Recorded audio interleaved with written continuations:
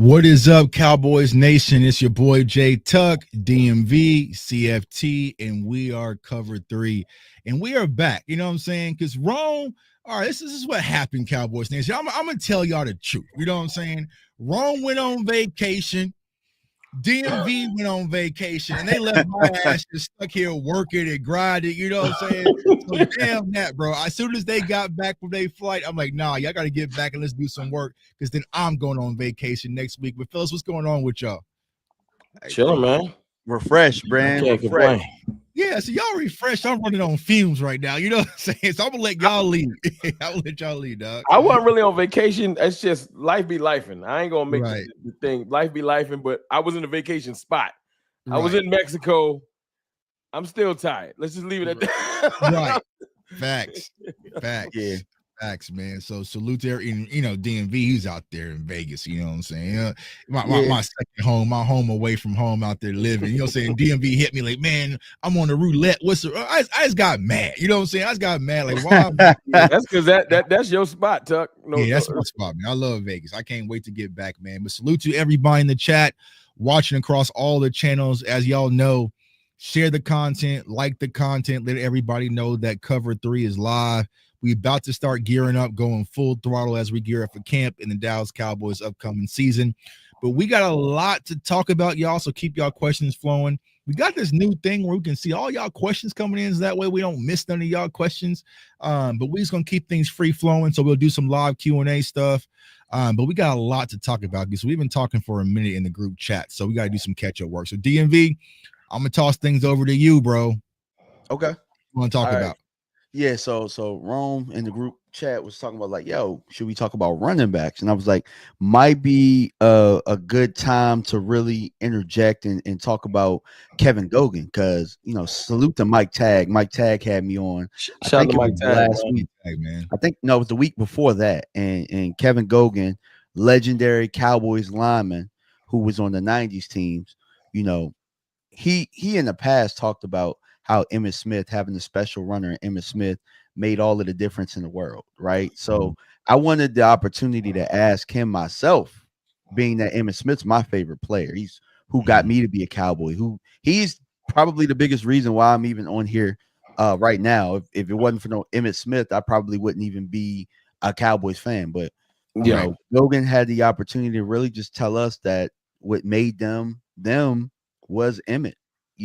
I mean, they had so many different combinations, and when Emmitt went on strike, they felt it, and it didn't matter that the front office and everybody was telling them how good they were as a line. They knew as a unit they were not maximizing everything without having 22 out there. And 22 came back, MVP, Super Bowl, and that's all she wrote. So now I'm going to flip it back to Rome because I know Rome had the question of, is this running back room good enough? And I know that we've built the line, we've got the coaches, but I'm going to flip it to you guys and say, like, is this matching? Is what we have in the backfield going to maximize what we have? Yeah, Ron, I'll let you go ahead with that. Listen, no. Give it up. No. Hell I'm no. not even going to give y'all no. Look, and this ain't got nothing to do. I got Jaden Blue on my thumbnail. This ain't got nothing to do with Jaden Blue because I got faith in the young man. But I'm also not about to put the world on his shoulders. And that's our biggest problem. Jaden Blue can turn into a phenomenal player. He can even have an excellent rookie season. But we cannot be talking about at next January, or if we don't make it to January, we can't be like, yo, man, we probably shouldn't have put the whole season's running game on a rookie's back. And that's the thing that I'm frustrated with. It's not about his talent, what he can grow into, the fact that some of y'all think he Bo Jackson. Look, man, that's fine. But you shouldn't try to do that with a rookie unless his pedigree precedes itself. Like, yes, if it's Ashton Genty, out of there, put it on his back because of what we saw. Jaden Blue is literally still developing. He don't got a lot of traction, which is a plus for us. He's still developing. He could grow into a monster. I plan on him growing into a monster. I don't want him to not be good, but I also ain't going to be like, you know what? Let's just put everything on him as far as like, let's just say the defense is clicking that day and the passing game ain't working. And I'll say 3 names. The passing game ain't working. The defense is clicking. They just got the perfect scheme, and we need to lean on the running game. I'll say 3 names: Jadon Blue, Javonte Williams, Miles Sanders. Does any of those names make you feel like you can lean on them for a Sunday? If you don't feel like you can lean on them at all of them combined, like Voltron, do you feel like you can lean on that? No. And I'll tell you why. And I know my guy Tuck is inching to get in here, but look. Talk about the day now. I give up. Yeah, look, Philadelphia, right? Because I 2 years ago had the best line, one of the best lines I'd ever seen. Right, that line was better than the team that won the title last year, and they didn't even lean on Miles Sanders, and he had 1,300 yards. They didn't even lean on him, so that should tell you all you need to know, because Miles Sanders could be in the best shape of his life like he was 2 years ago, and the best line didn't lean on him, and quite frankly, that might be why they lost in the Super Bowl. Hey, DMV, if you're not getting better, you staying still. Case in point, the Eagles went from Miles Sanders to DeAndre Swift because they thought they can get a little bit better. Yeah. Then they went from DeAndre Swift to Saquon Barkley, probably knowing they can get better, but they're never stagnant. They're just like, we probably can add a little bit more. And you know what? That's the one thing I got to give to that team, and I hate to do it. They're never complacent. The Cowboys are, I think this will work, but if it don't, we'll go do this. But by the time we get to the we'll go do this, the store empty. The Jordan sold out. And so we leave the store with some Adidas because I mean the Cowboys are like me. You know what I'm saying? I'm gonna be fully transparent. I do Christmas shopping the day right before. You know what I'm saying? It'd be wrapping paper on the floor. You know, good enough. Yeah, I think everybody be all right. Like, dog, why didn't you go get this Black Friday deal? You know what I'm saying? But here I am walking through Macy's, and they know they got a sucker. You know what I'm saying? Like, hey, bro, I just need to get something from my wife. You know, oh yeah, come over here. What do you like? They got you. They got me. I ain't got no leverage because it's Christmas Eve. So I feel like the Cowboys go into the season year after year with that mindset. And I said this yesterday, y'all. And I know we're supposed to be Starberries. You want to go to Starberry. But I feel like as much as we don't like Philly, right? And it's crazy that DMV just mentioned Emmitt Smith. I feel like the Philadelphia Eagles have done a better job of mirroring what we did back in the 90s that made us successful today. Right. Yeah. Think about the Dallas Cowboys. You had a great offensive line, the Great Wall of Dallas. Now it's in Philly. We talked about Emmitt Smith, Saquon Barkley. Like, even though Troy Aikman didn't put up godly numbers, he was a serviceable competitor quarterback, right? The same thing with Jalen Hurts. You had good wide receivers on the perimeter. They had a good defensive line. So did the Dallas Cowboys. They had quality corners, Deion Sanders, and what they brought in with Quinn. Being aggressive, never being stagnant, never being complacent, and doing everything it takes to win a championship. That was the way that Eagles fans talk about ski masks, Howie. That was Jimmy Johnson. That's how we got the triplets in the first place, by robbing them blind with Herschel Walker. So for some reason, y'all, we have just lost who we are. And I feel like this is why Dallas Cowboys fans are uneasy when it comes to the running back position, because we didn't solve it. I mean, I could make an argument for Rico versus Javonte Williams. Like, I can make that argument if you really want to. It wasn't a leap as far as an upgrade. It was a few little minor tweaks. And DMV, I want to ask you this question because I know you played the position. This is your spot. What is the difference in mindsets between RB by committee and having a true workhorse back? Because it works for some teams and the other approach works for others. But I personally don't feel like the Dallas Cowboys are built for running back by committee. But why do you think that the Cowboys are starting to lean towards this new approach? To be honest with you, based on Shotty, now what you can say is this backfield is very similar to the Seattle backfield when he first got there. You know, when you had Penny, when you had who was the guy? Chris Carson. You had those Chill, guys. Wes. So, Chill, Wes. We're gonna lose focus on the building, man. Yeah. Nah, but like also a quick plug, man. Salute to everyone watching on Instagram. I finally figured it out. You know what I'm saying? I've been trying this for weeks. It's been flopping, but we're streaming live on Instagram. So salute to everybody on Instagram. Y'all comments are coming through. So you know what I'm saying? Salute to my dog West Coast. Yeah, but like the difference is just approach. So I mean, you look at that Seattle team, but Shoddy with that Seattle team, they weren't busting grapes in the playoffs with that backfield, even though Chris Carson was doing well. I think the difference, like, because workhorse might not work today either. Like you look at Green Bay, you look at when they had Josh Jacobs, and you know what I'm saying, they lost too. But I think it really just matters the approach. Like Andy Reid has won Super Bowls with probably by committee. You know what I'm saying? Like by committee most of that time. And you could argue that it works. But the reason that they're able to do that, more West Coast, you know what I'm saying? They're able to play small ball when they need to play small ball. And Dallas, it doesn't work because we don't want to play small ball. Teams force us into small ball. What I mean by small ball is playing chains, being patient, no turnovers. Like we're trying to, you know what I'm saying, swing for the fences throughout the whole damn game. And we don't know how to take the single here, bunt here, sacrifice fly for my baseball folks out there. And so that's why it doesn't work here, because we swinging for the fences and the other team, they're geared for a different fight. I'll echo what y'all saying. I think I do agree with y'all 100%. I think our biggest problem, it's not about that the Eagles have found some type of a magical formula that nobody's ever seen before. I know we gave y'all some praise, but everybody that's in the back, y'all chill out. It ain't nothing new, right? It ain't nothing new. Doing nothing special. I've seen Sean McVay doing this for years. He built this team. I've seen Kyle Shanahan, although he has not captured the ultimate prize, he predicates his team off the running game. Their schemes are slightly different. Andy Reid, he might not be a running type of offense, but Isaiah Pacheco, Kareem Hunt, certain players, he knows when he needs to dial it up. Our problem, like DMV is saying, is we just never want to dial it up. We never want to have a counter punch to, okay, we're a passing team. We're a vaunted passing attack, you know, hypothetically or whatever.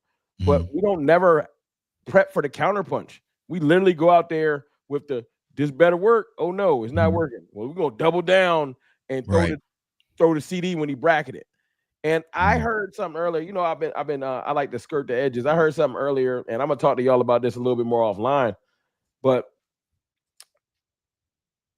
I've been digging into like what was our biggest problem over the last 4 years during the McCarthy era. What was the biggest problem? And y'all know we in a sports filled landscape that's filled with egos. And it's one of those things where I'm not blaming this on McCarthy like we blamed it on Kellen Moore. But I will say this, there was a whole lot of stubbornness going on with this team. And I'm hoping that the way we have failed so miserably for the last 18 months got some of that stubbornness out.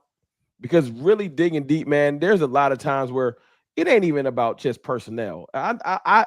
Trust me, I love to take craps on Rico all the time. I always hate on Rico when I get a chance. And it's probably unwarranted, you know what I'm saying, because of the scheme. You know, I know a lot of y'all like to hate on Zeke, but like DMV was saying and what you were saying, man, it's just because we didn't believe in running the football. Right. Shout out to Wes. We just didn't believe. You got to believe in what you're doing. Yeah. And it ain't about being a running team, but when the rubber made the road, I'm talking about in the Kellen years, we would always run out of pass sets and never get off the ball and move forward. In the McCarthy years, it seemed like he would run out of frustration. All right, y'all, I ain't run for 2 series. Here go 3 runs in a row. Right. To try to hit a quota. So in neither of those instances, both as much as you might have hated Kellen or you might hate McCarthy. But if you go back and watch both tenures, neither of them believed in a run. That might be the one thing they probably agreed on. They probably shook hands. We don't like running the ball. Right.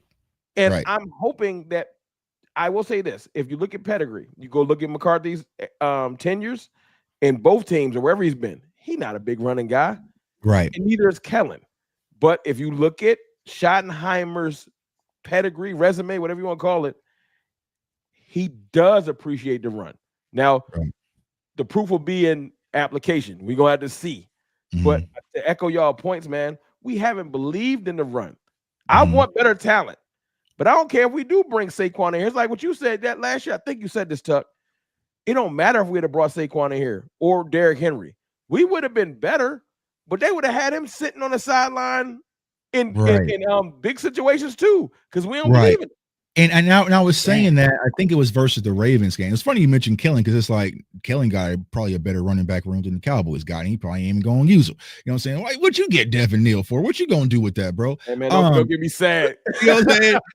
But I was saying this when about the Baltimore game, where the Baltimore Ravens knew the Dallas Cowboys, could not stop the run, and they say, you know what? We just going to run it down their throats, pause if you will, the entirety of this game, right? I don't even think the Cowboys could do that to a team if they wanted to, because they'll just be itching to pass. I don't think that was in Mike's DNA and also Kellen's DNA. I do think it's consistent across the board when it comes to Clayton Adams, Brian Schottenheimer, Coach Riley. Like, I think they are all run games. They live and die by the run.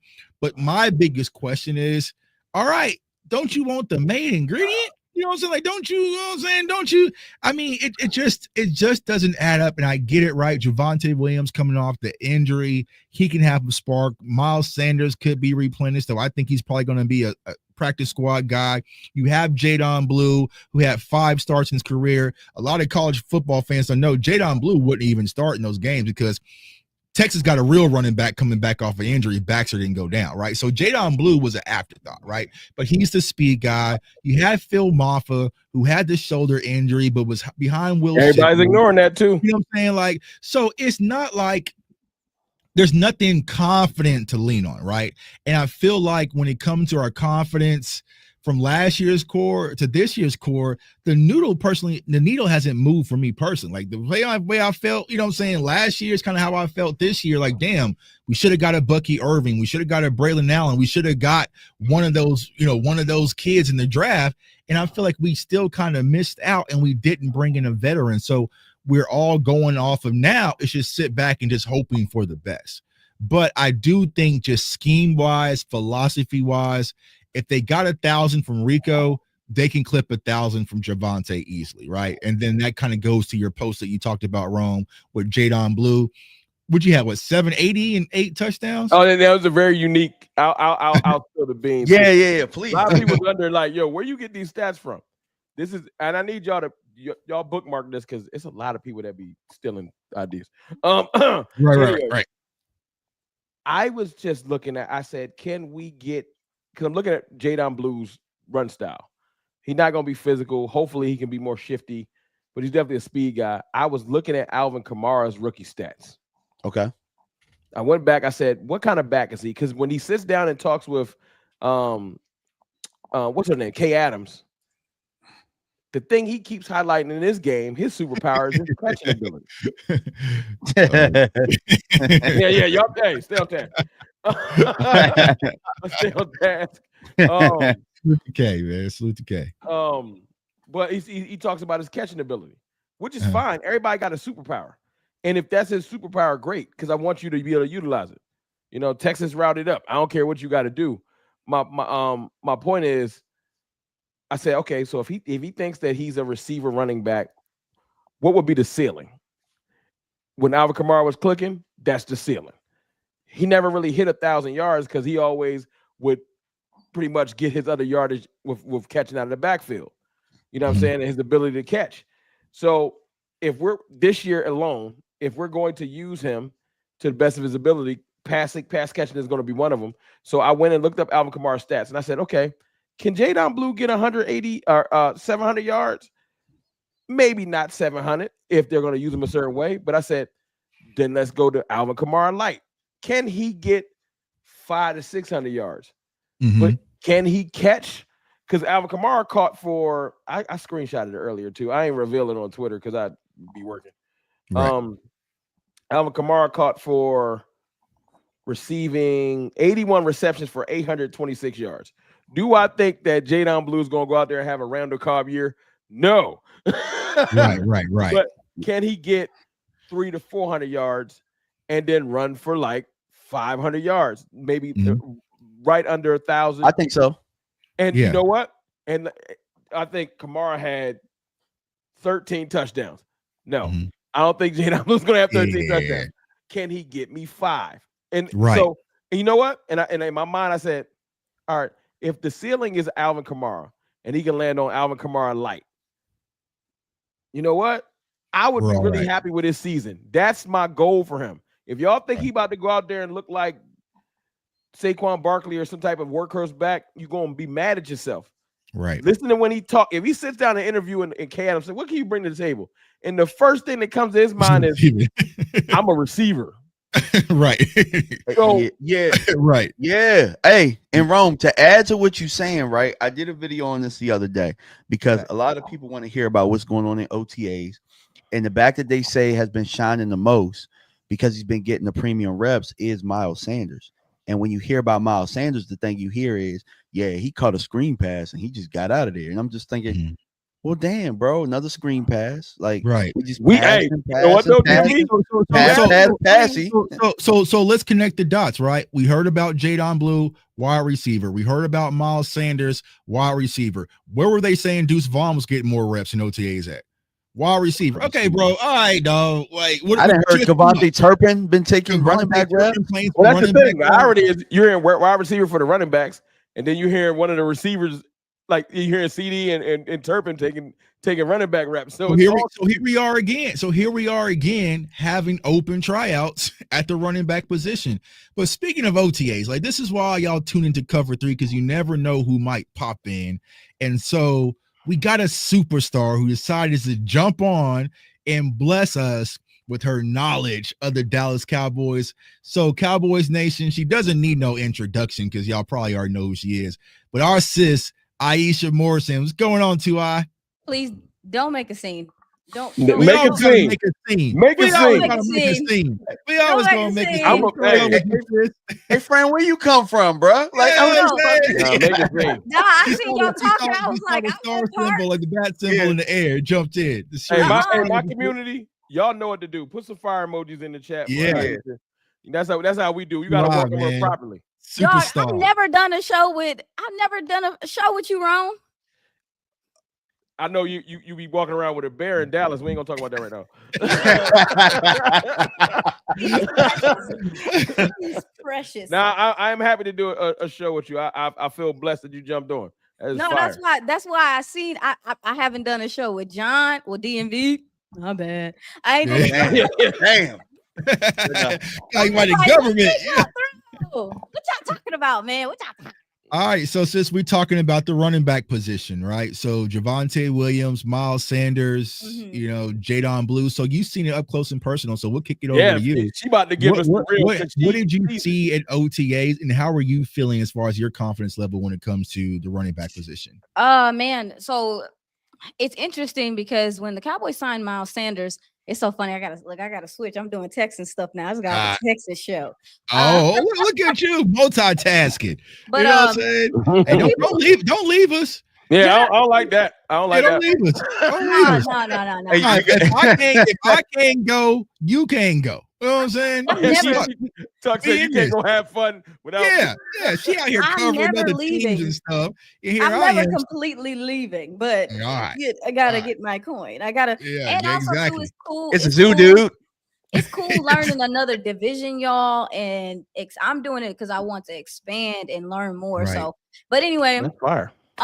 Thank you so much. But when Miles Sanders got signed, I don't know how y'all felt about it, but I was just like, y'all know that Waka Flocka meme where it be like, okay, like I didn't really think that much of it, but seeing him out there now, Miles Sanders is the type of guy, he is gonna stand out when there's no pads. He is because please tell me that. Do he got some step? Because that's what I've been hearing. He does. And I want to temper everybody, but I do think that he is a guy, like his vision's gonna serve him. His experience, I think, is serving him in the install period. So he does look a tick faster than everyone because he mentally processes faster. He's been in this game for a minute. He's been in multiple offenses. So he has stood out. There's not a whole bunch to go off of, but just consistently being like, oh, that was a nice little pop right there. Oh, Jadon Blue, the most I've seen from him is that they are using him. I think they are going to use him in a receiver capacity. And we just saw him talking about this recently. And that's one thing I said on my show with Sky, the Sky and Two Guy show, that shout out to Sky. Shout out to Sky. That's one thing that I said on there is one thing that I took away from OTAs is that if you have RB by your name for this team, you are going to have to do receiving things this year. I think we saw a lot of them getting out in space, misdirection, stuff like that. Javonte Williams. Now let me say, like, I ain't trying, y'all, please. Javonte Williams is a guy that he is not gonna pop outside of pads. He is the downhill thumper. Where are you running back? That's mostly we need that though. Yeah, that's mostly his game. I do think he has a little bit more go to him than he did last year, obviously being further removed from the injury that he had. But it's really weird because even so, and again, they said not to think too much into snaps and reps and stuff, but Deuce Vaughn was taking running back reps before Jadon Blue as well. And he was doing running back things. He was not doing receiver things. He was doing running back things. How he look? I know it's no pads. I mean, he looks himself. Listen, Deuce Vaughn's college tape, you put it up against many running backs, and you're gonna be like, dog, he's better than them. So I'm never gonna. I think Deuce Vaughn has talent. The problem with Deuce Vaughn is I think you're limited, especially if you're asking your guys to do a lot on pass pro. He's gonna put forth the effort. He does it. Like, don't get it twisted. He'll throw his body. He gonna throw him like, but at what expense? Yes. So I think he loses value because of the special teams inability. And he can be a returner, but baby, Tobin was taking all them snaps in camp. He was taking all of the receiving snaps behind Turpin. So I do have a question for you. So our running back coach, the two backs that pop out in his resume are Kamara and Austin Eckler. Do you see Deuce Vaughn Eckler things? Well, I'm like I said, I think everybody's gonna have to pass the ball. I mean, catch the ball in here. I'm for real. That's what I've been thinking. And I'm sure that Javonte is good. Maybe might be like the anomaly, but hey, even Hunter Lipke was getting some, and they lining him out wide. And he has tight end. That don't excite me. Them lining them up out wide. I'd rather them let him get some running back stuff. And I was saying, because we remember that game it was versus Miami, right? Like Hunter Lupke can move a little bit out space, and he has solid hands. And that's what it was. Kyle Juszczyk. I tweeted that. He can tote the rock inside the tap. He can do everything at running back. I think they don't utilize him enough. I agree. That's something that I actually put in my notes, and I said it on the show with Sky. It was funny. I had a moment where I was like, "Oh yeah, Hunter Lipke's a running back." I mean, I just feel like last year specifically, your offensive line play was so poor.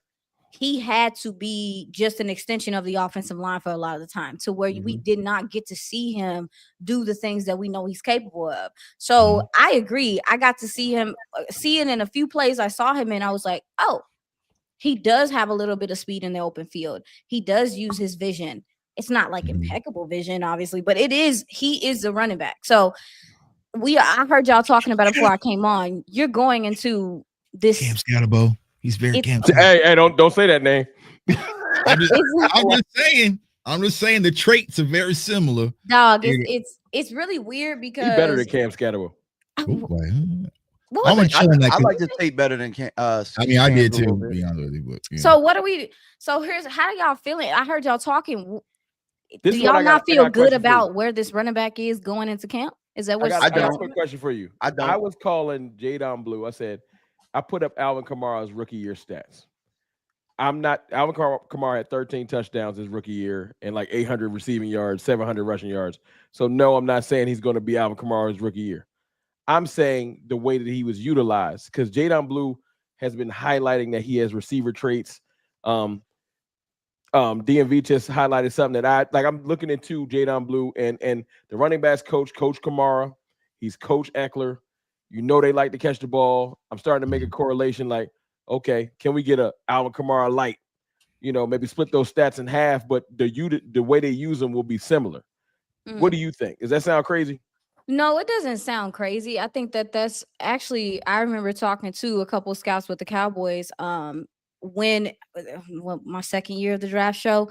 And one of the biggest questions I had for them was this: we are seeing with the running back position, like, yeah, there's some guys that just run the ball and that's it.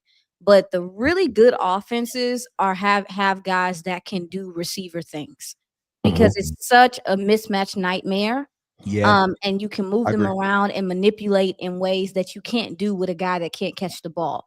So it almost is like an expectation almost with most running backs now is that you need to be able to catch the ball. And I remember even asking Deuce Vaughn, Chris Vaughn, Deuce Vaughn's father, if that was something that they started working on. And he said, yes, his sophomore year, they started emphasizing receiving because they understand that that's kind of what the league is going to. So I want an offense that does that. I want an offense that it can see, like, dog, if I line him up on a linebacker, can't nobody catch him. Right. I've seen them use Saquon like that a bunch of times in Philly last year. Made me mad. Yeah. And I think that's where Jadon Blue really his traits come into play because compared to Deuce, Jadon has the ability to crease and cut and hit his head on a goalpost. So it's kind of that Tony Pollard. He can route you up too. He can route you up too. So I mean, going back to what you were saying, DMV, about him talking about being a receiver, I think that he's going to get the opportunity. So I think Rome, answering your question, I would probably view Jadon Blue as a total yardage, receiving and rushing. That's how you got it. Yeah, exactly. I think that's how you can probably view him. I don't think he's going to be your ground and pound true running back. I think it's going to be Javonte, Hunter. If he gets you 800 plus, I'll be generous. If he gets you 800 plus, like a perfect season, whether it's receiving, running back, like combined, and maybe like 4 or 5 touchdowns, I'm not going to go crazy. I'm ecstatic for a rookie. Right. Like, so well, another thing too is when they were doing running back drills, Turpin was doing them, CD was doing them. I think we're gonna see a lot of people.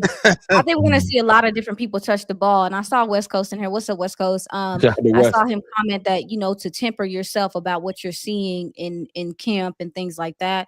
I agree with that, but at the same time, this is a new regime, and if you are linked into Clayton Adams' system, this is how he get down with the get down. This ain't no fluff stuff. This is you go look at the Cardinals numbers. They were top 10 in every important running back aspect, and they didn't have stars. I mean, obviously, James Conner is a player, but they didn't have James Conner can ball. As a matter of fact, like and Clayton Adams. Trey. Yes, Benson. Absolutely. Yeah, Trey Benson last year. Absolutely. So I think like I understand fan sentiment with being careful at that, seeing stuff in camp and stuff, but I'm not going to not trust what I see consistently and also what the system tells me that they like doing as well. Ain't nobody else got eyes out there. Y'all better listen. I think the thing that makes me a little uneasy. Yeah, you got quality eyes out there. You know what I'm saying? Yeah, for sure. Well, I ain't got to go to camp because my sister's crazy. Exactly. she giving us nuggets, bro. Don't put all that pressure on me. Hey. But what makes me a little uneasy though is something you just said. You was talking about Clayton Adams and how he likes to get down. And, we got all these guys that like to run the ball. And all we keep hearing about is how we're moving guys around to pass the ball with our running backs. We're not going to see run plays really, though. You know what I'm saying? Like, they have to divert to receiving type stuff, I think, during this time because you really can't do nothing, physical at this point. Yeah, I know. But I do. But I get what you're saying. No, I get what you're saying. I don't want them to just be reliant on that. But if that is something that's going to be in this offense, it's going to make you better and it's going to make defenses. I want defenses to be stressed, dog. Yeah, I want them to be worried about what you are doing at every point on the field. You got CD and Pickens on the outside. You got Ferg in the middle. What are you going to do with the intermediate game? And if the running backs are going to torch people in the intermediate game to the flats, I'm for that. I want to be able to touch every blade of grass. Mm-hmm. What you got? I mean, I understand your Yeah. I want to be able to do both, and that's kind of where I'm at. Like it is like I think it's more about intention. Like, what's our intention going into this year? And thank you, everything that tells me is the intention is for us to spread it out to throw it. Yeah, DMV think we about to throw it short or like. See, I would agree with you. I would agree with you. Now, again, this is something I hope that maybe we can ask Clayton Adams, because them spreading out the ball and doing what they did last year and using their running back so much because they didn't have the receivers on the outside that they felt like they needed to do what they wanted to do. But that is important, and that's something to ask. Is like, we know they want to run the ball, but how? I think we have a little bit of an idea of how, but I'm telling you, they're gonna. Can I ask you a question? We also can understand though, sometimes depending on the type of pass, it's just an extension of the run game, right? And that's what I was gonna say. That's what like, a lot of it was. Like a screenplay, like those are like now if you're running arrow routes and different things with Jadon Blue, that's more passing game. But if you're just swing it out to Jadon Blue real quick, that's pretty much an extension of the run game. So it is what makes it different. What makes it different? Because we've been kind of hearing that. We've been hearing Mike say that, and we've been hearing Shotty say that as the OC. So what makes it?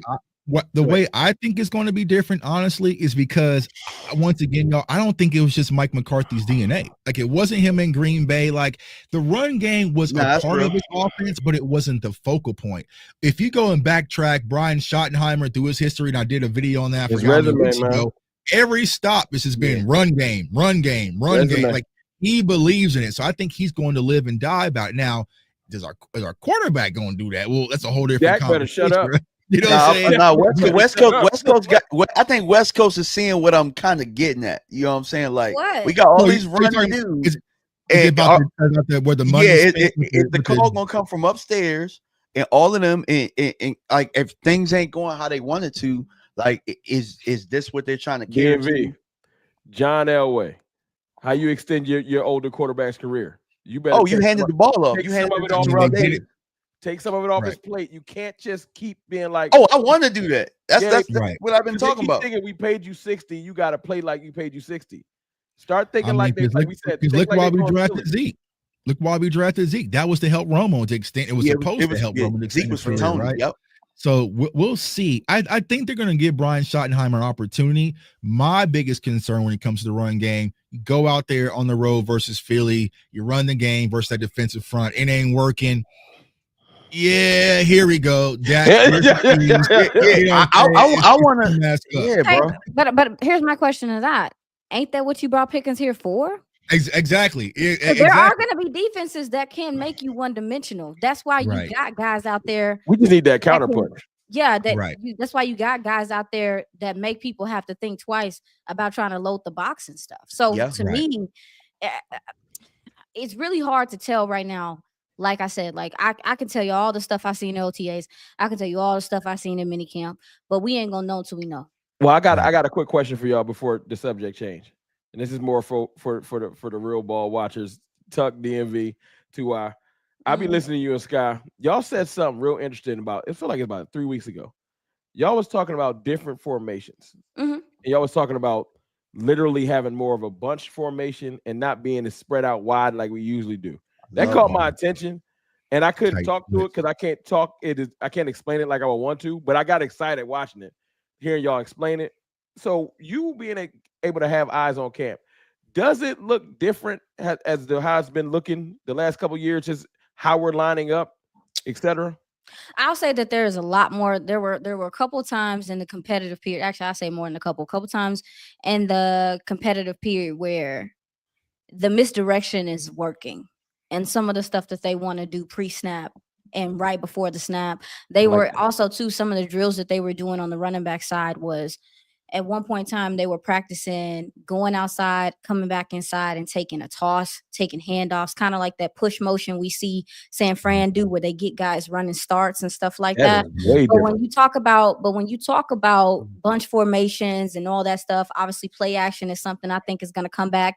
It irked the hell out of me.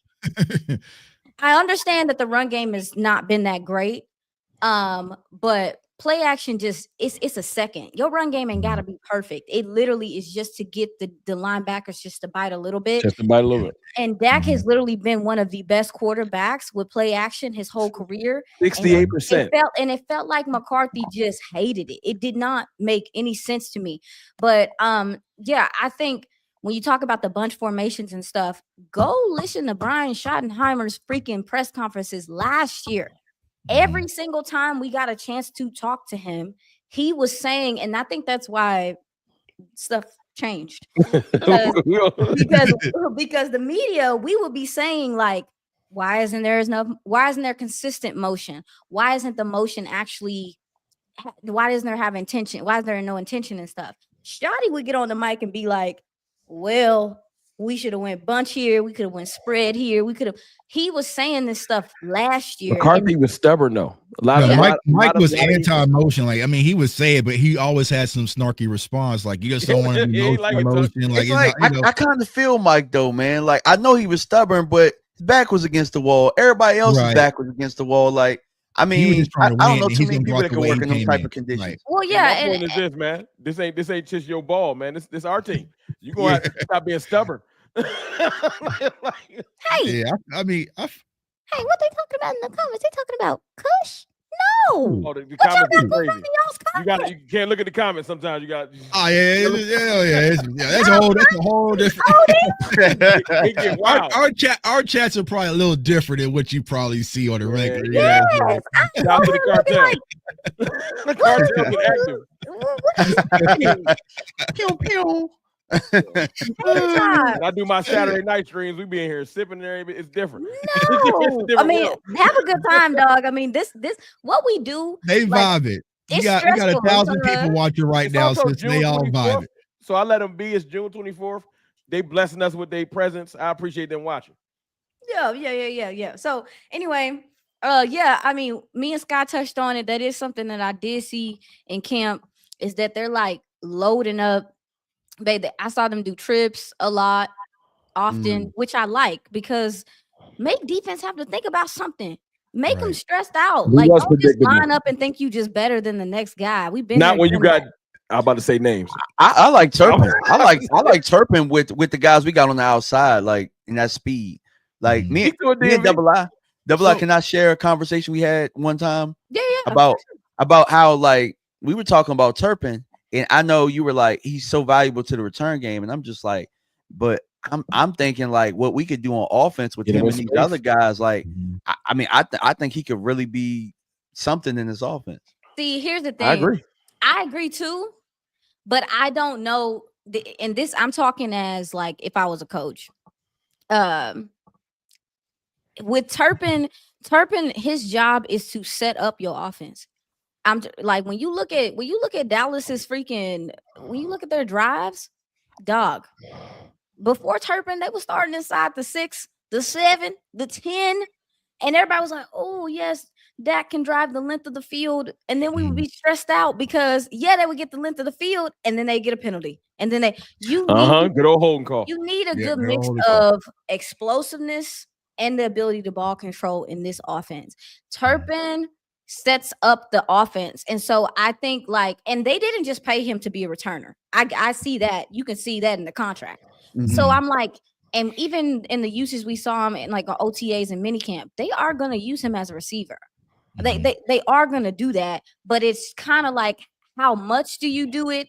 And also too, you got 2 big dogs now, dog. Right. Like I know we're talking about all these different people touching this ball, dog. But right. Ferguson's in a contract year, Pickens in a contract year, CeeDee just got his moolah. Like it's only so much of touches to go around. I'll say this though. I think wide receiver 3 is going to be. Why ain't gonna mention Tober's contract year? See, you know what I'm saying? You in Rome. See, I almost said it. Hey, Jalen Tober to the contract year too, man. You know I got love for Tober. People fried me on Sky's show because I was like, if he have another 600. Which that's the real cover 3. That's the real cover 3. I'm like, oh, we need to keep him. But I said we was just lining up, trying to go talent on talent. You can't be doing that with Big Tolbert out there, man. You can't just line up. You got to get something going on because they're in this game. Who guarding all three of them, dog? That's what he said. Look, I'm not. Hey, You gotta man. guard all. Tolbert ain't gonna embarrass me all year. Oh, please. It wasn't embarrassing. I mean, he had a decent year last year, bro. He did. And he can go to be wide receiver 3. I think he's in a good spot, man. You want me to name the receivers I'll take over him? And I ain't even been in practice. Mingo, Trayshawn Holden. That's my sneaker pick. I've been hearing what you've been saying about Holden too. I like that. See, he's Trayshawn the only Turpin. I think Turpin.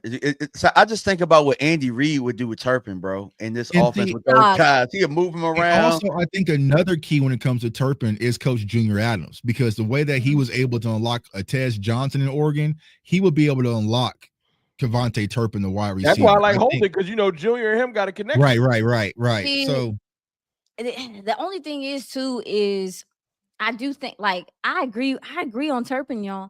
I mean, I don't think that there's really anybody like if you have a slot corner that can deal with him, maybe. But if you get him lined up on a linebacker or something, dog, or even a safety, depending on, they're cooked. It'll just hurt him on running plays because I know he ain't blocking nobody. That safety eyes are going to have to respect him. You got to respect the whole field with him out. You got to respect him. If you do a split field formation with him and Blue in the backfield, like, that stresses your linebackers, because you got to worry about them. That's what I'm looking for. That's why I'm playing Tucking Madden now. Because I'm damn sure gonna do it. But you gotta use him. But you gotta use him enough to where it's actually a threat.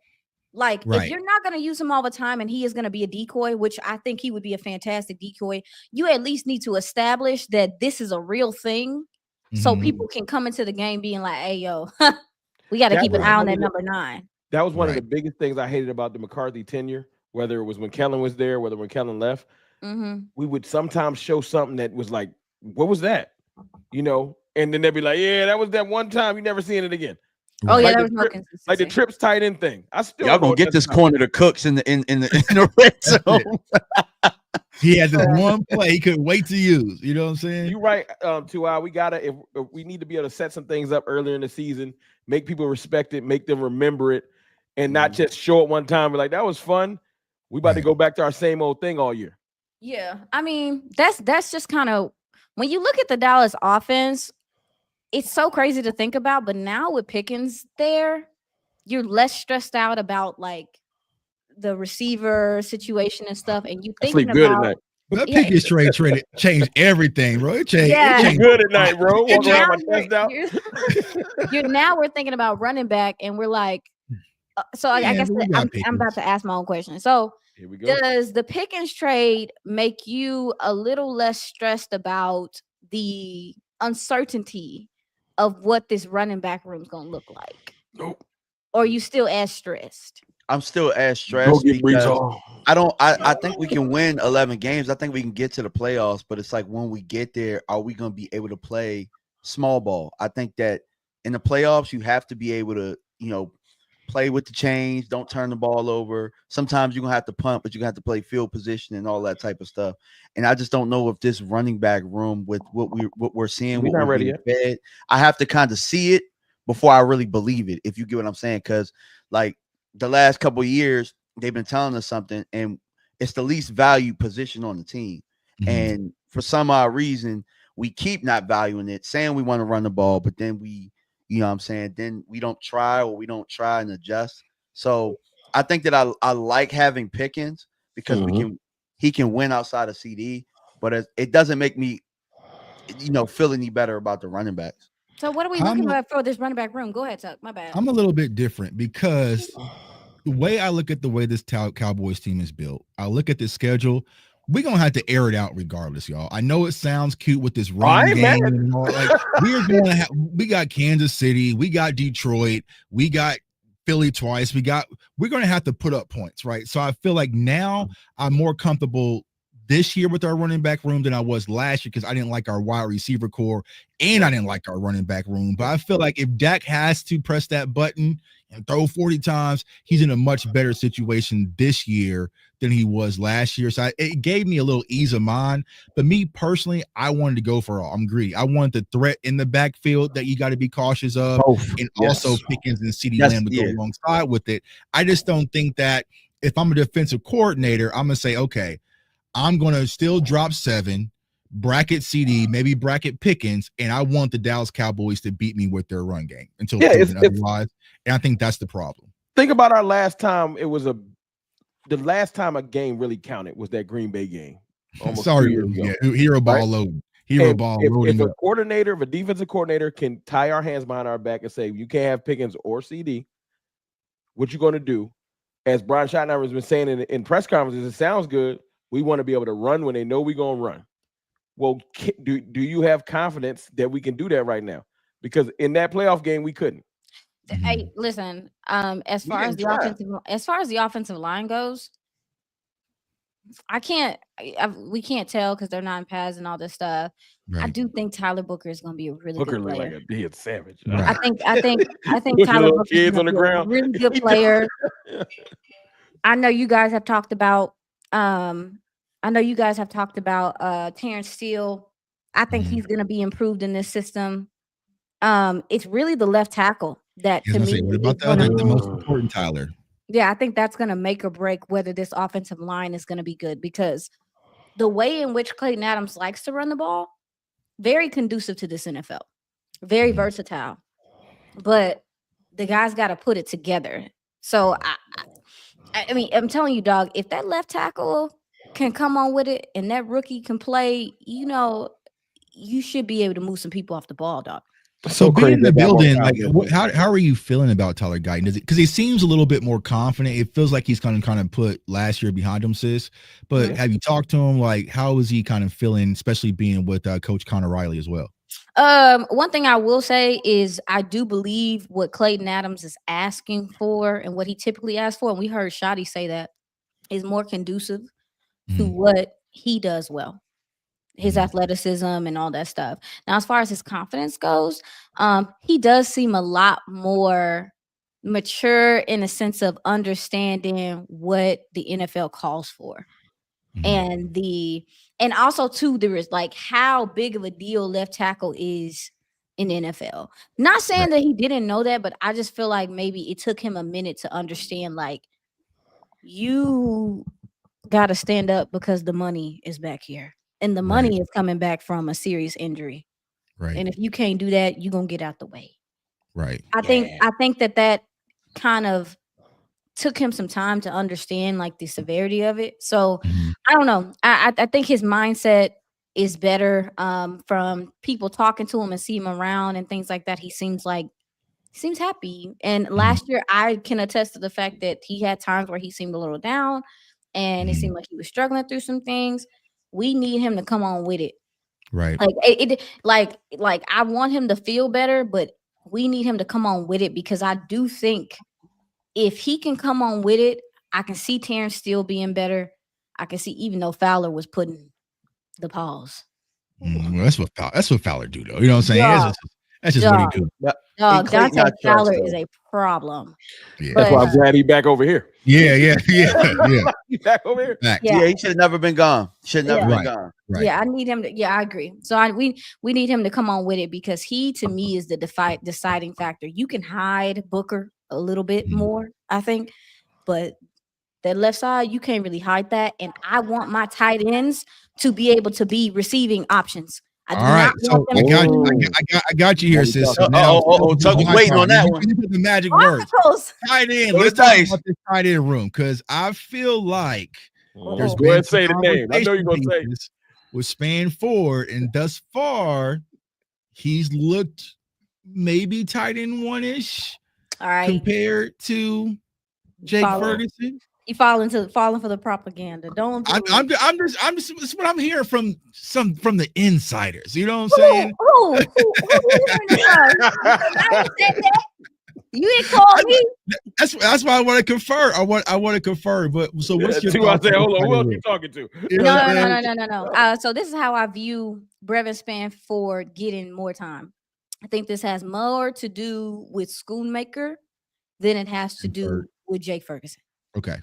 I think it has far more to do with them trying to push Brevin Span forward into you are tight end 2. And furthermore, they're trying to build his confidence, because that was one thing I talked to him about in the locker room when I did get to talk to him, is that he's been known as the guy that can block. Obviously in Minnesota, that's what he did mostly. But he really wanted to tap into his athleticism, which he does have some athleticism. He does have some wiggle room. He could be a big receiving threat in the red zone, because, baby, there's not that many people that can defend a 6'7" guy if he decides to bounce the ball. Right. So I think that's a big portion of why they're pushing him right now, and he is getting more snaps. Obviously, too, Jake Ferguson is technically like a veteran at this point, so it is very normal for them to give. But when they did competitive period, it was Jake Ferguson out there the whole time, obviously. But how Ferg look? He look normal. He look happy. Everybody was just talking about Span forward. It make you start thinking, hey, hold up. So no. He looks himself. Okay. So is Ferg still going to the haircuttery, or is he going to the barbershop? That's what I need to know. He's not going. No offense to anybody in chat, he is not going to Great Clips. He definitely still going to a barber, like an actual barber that got plates being sold coming in and out the door. All right, that's all I need to know. Ferg back. Ferg back, baby. Hey, to DMV point, we thought we lost Ferg. Yeah, no. Welcome back. Don't like Ferg. Don't get it twisted, dog. Don't get it twisted, dog. Like, we've talked about it. That concussion was hard on him. I don't think we could afford for him not to play, and I think he might have felt the urgency to play. But I never thought that he was 100% in where he needed to be, like, mentally and stuff. And that's me. And that's not because I know anything or anything. I'm just saying, like, I think that concussion affected him more than what that's fair we talked about, and it was killing me. And he wasn't even like, let's not get it twisted. Teams knew that Ferg was important. They knew he was basically a 2 receiver. He was putting hands and paws on Ferg. They were lighting his ass up. So I do think that's part of it too. Now, I will say I talked to Lunda Wells as well at an event, and he is definitely very interested in Fairweather as well. Now, talk about that. Yeah, so Fairweather is interesting to me because when you go look at the tape, it's not like, I don't know, did you look at any tuck? Yeah, I did. Okay. Yeah. So nothing is just like, ooh. Right. Ooh. But then you have some things. That's who he reminds me of. A little bit. He reminds me a little bit of Brenton Strange, in a sense that when he gets out in space, he's not super wiggly, but he gonna run through your face. Like that type of guy. And once he gets started, kind of like the bowling ball type guy, he's crazy athletic, y'all. Like, you don't get to see it really in his college tape, but when you see him out there, like, he's very athletic. What can he bring? As a matter of fact, dog, Lipke might be your 4 tight end. Hey, that's our Kyle Hughes check. I'm gonna roll with it. No, they might do that for the roster for cuts and stuff. I can see Lipke being that other guy, but Ferg, I think, is fine. I think last year was it was abysmal. This is an important year. He had an MCL injury too, right? He did. He had an MCL sprain as well that hampered him. Now, that's something I definitely want to keep an eye out on as well. Just see how he bounces back from that. But I think that if Brevin Span Ford is better, it's good for this team. You were so limited in what you could do offensively. Dog, you can't even really run 12 and have people respect you, dog. You can't really run 21 and have people respect it. I want defenses to respect both of your tight ends at the very least. I'm not worried like I actually care, but it's telling that we talked about everybody, even the undrafted tight end, but we just skip right over Schoon. Like, that's crazy. I mean, wrong. He just talking about nothing. That's pretty telling that we ain't I don't have a lot at all. It's just one of those things with him is that either you got it or you got it. You know I think the temperament that you have to play tight end is, I mean, obviously you're an extension of the offensive line, but dog, you gotta be okay with running through an MFer's face or MF running through your face consistently. Mentality. And also too, I felt like, and this is just me, y'all can tell me, but I feel like when your quarterback is giving you opportunities, to, to kind of boost yourself, and you are having drops or you're not consistent, things like that, it don't take long to like. And one thing I did notice from Dak, even in OTAs and stuff, is his body language when Schoonmaker would drop a pass. Oh, expound on that. No, I'm not expounding because y'all gotta. Yeah. Hold on, bro. Now, hold on, because people be clipping. We'll be on ESPN tomorrow. You know what I'm saying? Dak has bad body language. Hold on, bro. Clip. You right, Tuck. No, I'm not expounding. I'm just saying that it could be one of two things. It could be he's irritated and he want him to come on with it, or he understands like, dog, you got to come on, and he's trying to push him. Because Schoonmaker has had injuries coming into camp the last couple of years too, or had something like, I think last year he had a cleanup surgery. He had a cleanup surgery or something. Mm-hmm. And the year before that, he actually got injured. He can't do that this year. I almost cussed. He can't do that this year. Mm-hmm. He got to come on with it. And I got you too. You can't do that shit this year. Do you think? So one, I feel like that Ferguson should take a leap naturally, because having two guys on the outside with Pickens and CeeDee will help, but also having Clayton Adams. And we know what Clayton Adams did with my guy, Mike McCarthy's guy, and Trey McBride. I feel like you could see that uptick with Jake Ferguson. But do you see a situation where they could possibly say, Luke, all right, bro, enough's enough? You know what I'm saying? And kind of go with 3 tight ends, including Hunter. That's what I was saying. That's what I was saying is I do think it's put up or shut up time for him. I do think that this is like this first couple of practices in camp and stuff like that. Like, one thing I will say about Shotty, and I know people have said it before and we've heard coaches say it, I firmly believe that if you ain't getting it, you getting off the field. If Shotty, if they cut somebody like a Schoon, I ain't trying to hate on Schoonmaker's career, wish him the best. No. My point is, it would send such a message that we ain't seen in Dallas in so long. Well, if he got cut, it would change things. Well, ain't Schoon McCarthy's dude? Oh yeah, that was McCarthy's guy. Yeah, because they didn't get him as guy the year before. You know what I'm saying? So he threw a little hissy fit. You know what I'm saying? He threw a little hissy fit. Like, I'm leaving with something. I'm leaving with something. You know I guess the conversation is, how can you justify, like, if it's Schoonmaker and Lipke, you might be rolling with Lipke, because Lipke's going to give you special teams. Ain't no Lipke's going to help you block on the outside. Like, Lipke is going to do. Lipke was looking good last year. He really was coming to do his own. So that's what I'm saying. Like, so for Schoonmaker, he has to add. Like, we expected for him to even be a better blocker than what he's shown us he is. And I want the kid to be good. Like, don't get it twisted. Right. If he's good, the team's better. Nobody's preying on these people's downfall. But we don't got time. But we don't got time for you getting blown up by. That's what I'm talking about. We don't have time for you lining up offsides. We don't have time for you blocking. You losing the ball in the freaking end zone. We need another reliable tight end, so you can change your formation, so you can be deceptive. You need somebody that can do that. And I'm like, I want him to get it, but if he's not getting it early, y'all, let's give it to somebody else and let's go. Was saved last year due to John Stevens' injury. I feel like I forgot about him. Because go ahead. No, I'm listening. I feel like that's what kind of saved him last year. So I feel like this year, it's going to be hard, because if he doesn't take the leap, and I think this is a good question for you, sis, because we've been talking about the spirit of competition.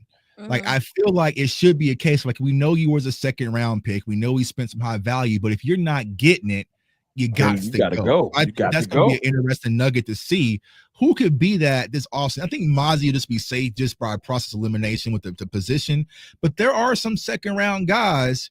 If you're not turning that corner, we possibly need to move on and add some other value. They're not cutting Sam.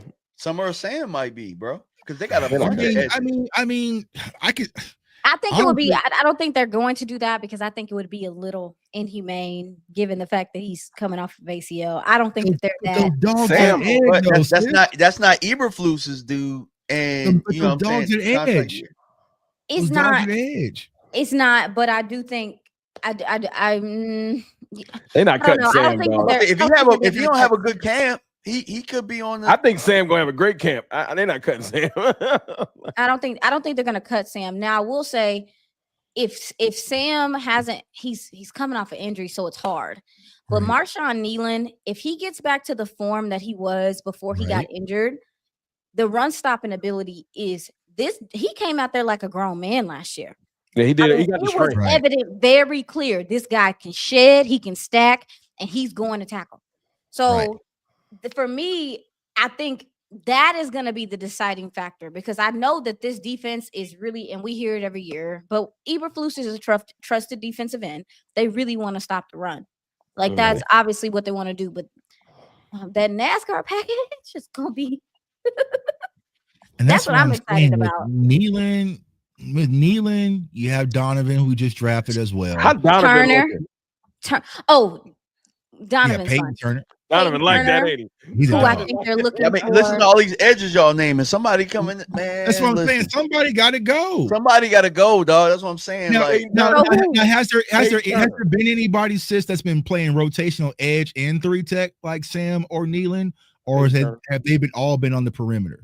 So that's something that Nealon told me, and I thought he could do because of the size. I mean, because he's so close to 300 to be his size, to do some things in the middle, maybe. But I don't even know if you need that anymore, because Solomon Thomas seemed like he's about to be a big dog. Like, Solomon Thomas is definitely going to be the best. I am so happy that they got relief for Oso Odigizua. To me, the Solomon Thomas pickup is going to help Oso Odighizua's longevity. That's what I think. But I will say, this edge conversation is interesting, y'all, because part of me is like, no way they're gonna cut Sam. No way, because he's coming back. Cut him. You can trade him. But even man, coming off ACL. I mean, they gonna cut Peyton Turner, y'all. Come on, y'all. Maybe, but Peyton Turner seems like somebody they want to help stop the run on the run. I think people are gonna have. I think it's gonna be rotation, and people are gonna have their roles. You know what's funny? The reason why I think they might keep most of them is that the Aaron White-Cotton thing. He's real big on rotation. Right? And you need players if you're gonna be heavy rotation. So we have Micah, Fowler. So is that why we're gonna go? We're gonna go Nealon, Sam, Turner. That's 6 edges. I can see 6. I mean, and you low key, you need all of them, right? Because I feel like you need all of them, depending on what you do. You don't go short at 1-tech. You know how we do. Oh yeah. and just Mozzie defensive. You know what I'm saying? Y'all, please. Y'all know Micah can play some one. Right. Y'all, please. No. Seriously though, what is the conversation? What is it? Is that mosquito? Jesus. What is the conversation about 1-tech? How are we feeling? I will say I didn't see that much from Mozzie, but I will say he looks very lean. He looks faster. Is that good or bad? No. All I know is because the thing about 1-tech is that it's not all size. Heavy in the ass. Right. It is also too understanding. See, y'all can't pause me because you bringing up some good points. You bring up some good points about it's not all about that. It also is about feel and understanding and things like that. And I think I do think towards the end of last season, and Tuck, you can tell me, DMV, you can tell me, all y'all, like, I thought that we saw improvements in him understanding the run. For sure. Because it's one thing to play it, it's one thing to understand it and be like, you know what? I can see that this guy likes to cut inside right here. He's been doing this. I see his tendencies. I felt like he was reading the offenses a little bit better as the season went on.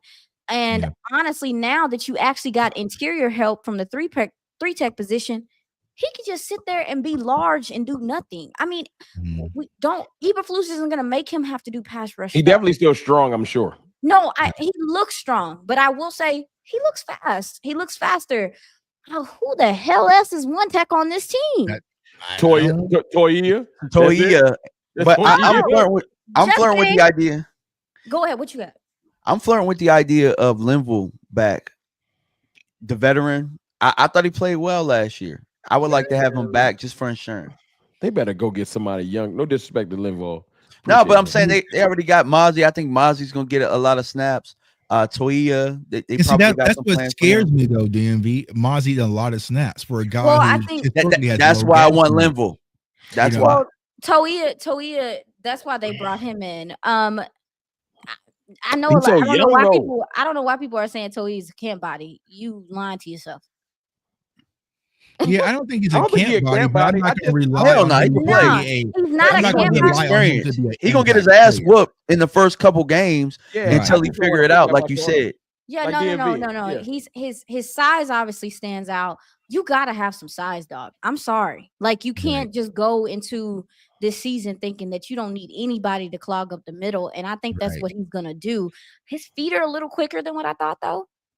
Seriously? Did you see that? Yeah, Toia's. Yeah, I mean, if I'm keeping a buck, I like Jay's film out of UCLA than I like Mozzie's out of Michigan. You know what's so crazy? I said this on Lou's show. Shout out to Lou. I saw you in the Shout out to comments. Lou's Takes. When I That's was my at the dog. Senior Bowl, because I be creeping.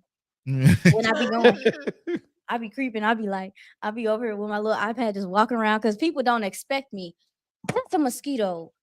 I don't even know how the mosquito. I'm tweeting Y'all- that 2 eyes there in a life battle with a mosquito. Y'all, mosquito, please. right. I took my dog out and one of them got in Hey, look, here. I've been watching Stranger Things. That's 11. DMV told me I got to No. get on there. No, seriously. I This was weekend. creeping and I kind of keep my ears low to the ground and stuff during Senior Bowl practices. Mhm.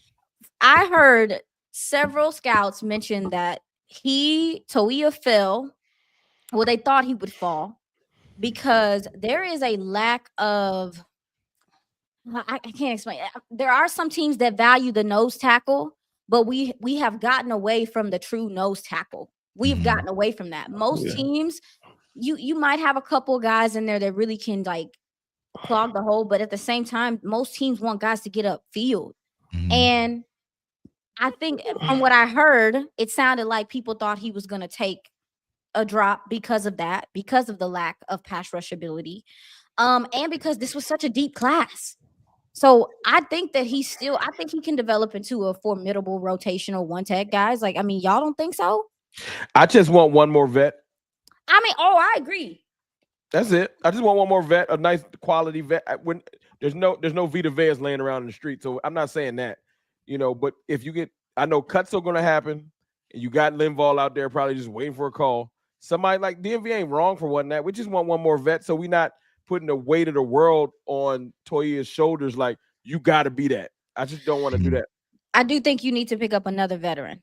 Like you absolutely have to. Now, have you guys looked and seen who's available? It's kind of thin. I mean, it is kind of thin. And I think you might want to ask Boston though. They might. Yeah, I mean, are you in here? Conversation, but it's just like I started looking. I was just like, nah, you know what I'm saying. So it would have to be more of a trade for me, honestly. But who's going to bring in that value? Because I know we brought in also the other kid, King Basote, right? He's more of an interior. He's like a 3 though, right? Yeah, he's more of a 3 tech upfield pass rusher guy. So it might be a situation where it's Mozzie and just another upfield guy. And we just brought in Perion Winfrey, who me personally, I loved coming out of OU. I talked about this kid nonstop. Now I know he had the off the field issue, but if they can find something with this kid, it's there, y'all. You got my confidence back up on him, Tuck, because I dismissed him. Perion Winfrey from OU. Oh, Winfrey from the UFL. I just missed him, Tuck. You got me. Just because we ain't get Jair. Because we ain't get Jair, everything was trash that day. Yeah. That I mean, if you go back to his college film at OU, like this kid was everywhere. Now I'm not sure where he's been mentally since he had his off the field stuff. But I talked to Gerald McCoy the other day, because he's OU guy, defensive tackle, and he's good connected with him. He's like, hey, it's there if you can just bring it out of him. So I feel like there's another kid where it's like it's a project because he has the frame, he has the size, he has the motor. But once again, I think he's going to be more 3 tech-ish, right? So I think when it comes to just your traditional 1 tech, y'all, somebody gonna get cut. We're gonna be able to get it's far. Right. That's what I was gonna say. That's all you can count on is that somebody's gonna be like, hey, we don't have enough humans here, or we have too many humans here, and we got to cut somebody. But that's the thing Right. about one tech, like we just said, it's almost a luxury position if you have a veteran there. What's It's Westbrook doing? What's my man we sent to Seattle doing? What he doing? Hankins. What Hankins doing? Go get He probably chilling. Unc. We used to call him Unc in the locker room. Big Hankins, yeah. It had me Hankins had a YouTube channel, a cooking channel. Yeah, man, I was mad when Hankins. Hey, I about to say, didn't we have a one tech last year and we sent him back to Buffalo? And he turned up when he got to Buffalo. He back a free agent. He back a free agent too. Jordan Phillips faked them injuries, you know what I'm saying? Because he was probably pissed off at Zim and went right to Buffalo. No, I thought he said he wasn't hurt. I thought they faked the injury. Oh, yeah, somebody faked the injury. What are we talking about right now? Remember Jordan Phillips from last year we brought in? And they told him that he had the hand injury. And he was like, my hand ain't hurt to play. Game. He just wanted to fight. He wasn't even trying to play football no more. He just wanted to throw hands real quick. I agree. I do think that it is necessary to if they got one more defensive tackle, and if Stephon Gilmore I was about to cough and say Stephon Gilmore. I would be happy. I would feel much more comfortable going into the season. Just next time you see him walking around the stars, it's just lock the door. This man, not come up there. Where you going? Where you moving so fast? Hey, he showed up hang out. And he showed up at the hang out. He showed up at the family function as the ex and said, right. Yeah. Oh my bad. I left some here. Like I'll see y'all later. DMV. I bet you he got a physical when he came up there. He probably chilling because he understand that like he not doing no camp. He ain't doing no camp. Man, his ass going to the Ravens. No. Be quiet, DMV. Why would you say that? I'm for real, y'all. Like because the Ravens get every damn body. The Ravens is trying to win. I literally been praying about it. Like, please, Lord, like because we've seen it. Hey, you gotta do what you gotta do. You know what I'm saying? Don't go to the Ravens. Don't go to the Ravens. Don't go to the Chiefs. Don't go to the Eagles. If we go to the Eagles, I would lose it. I would prefer that he just, they just sign him. And what about Asante Samuel Jr.? I think we could get jiggy with Asante, but it's Tuck, don't get mad. I'm just asking. Tuck got mad instantly. Breaking news. Chiefs son Asante Samuel Jr. $6 million deal. Be an Eagle. It pissed me off. Yeah, I'm just. What position is worrying y'all the most right now? Corner 3, running back, corner DT. We already talked about it. I think if we address those, I feel way better about this team. I still think this is a playoff team. I'm talking about getting over the hump. I just don't think we have enough right as it stands right now. Yeah, are we talking inside corner? Are we talking nickel corner or boundary? I'm talking all of them. I'm talking all of them because I'm putting Bland in a nickel. Because I would probably say the reason why, right? I feel like Trayvon will probably be pup, right? Duran is he going to play on the inside or outside? He probably wants that outside money. So Bland got to stop being selfish. He want to play on the outside because he wants the money. He wants the money, right? But it's like when you that money, hell yeah. Bland, it's the new culture. It's about the team. And then you got Kyrie Bland about that brand. So he'll probably be on the boundary. I haven't heard much about Kalen Carson. That makes me mad, man. I've heard about Izzy. They say Izzy been doing better on out, which I thought he was an outside corner anyway. Izzy, y'all, he just doesn't get his opportunity, and I'm sick of trying to figure out why. He's getting it now. He has played in every practice. He was out there on the boundary. Now they were rotating guys at some point in time, but anytime they was in competitive period, he was on the boundary, and he's going up against George Pickens. And he'll win some, he'll lose some. Like that competition. He got mad at who was that? He got mad at Tommy Yard. He was hey, bro. He got some stops too. He's saying I get beat every down. I said, Izzy. But see, I love Izzy, but I just can never figure out why he never got the opportunity. I think it was a mixture of. I'll say these two things, and Izzy and that's my dude. I'll say. It's a mixture of two things. I think that them moving him to safety was like, what the hell? Okay. I spent my whole collegiate career playing well at corner, and I get here, you move me to safety, and I don't even get to play safety. I think it was also a little bit about the room and the veterans that were in the room too. And also too, Izzy is a fireball. I And like Yeah. that though. that's what I'm gonna say. I think Izzy is a fireball. I think And we that don't like his- fireballs. And see, and that's why I think he had to pause, if you will, rub someone the wrong way. You know what I'm saying? Yeah, he Because- talks. You ain't got to. Nah, you do. The chat be going crazy. Yeah. You gotta Our chat's a pause little and bit have different. You know what I'm saying? I listen. As the only woman here, I am praying that y'all are freed from the shackles of pawn. It seems exhausting. Free from the pause to our theory. chat. It's Talk to exhausting. our- But all right, no, dog. Seriously, yeah, y'all gotta let it go. But Some stuff just be real bad though. Like Yeah, you know. just let it go. Whatever, man. Whatever You y'all do amongst distracted. each other, It'd be y'all 1,000 do clips on Twitter talking about, oh, Jay Tuck said Izzy I'll was tell y'all rubbed the one wrong thing, though. way. And Look, shout out to Izzy. I'm not calling Kalen Carson seat. That is car seat.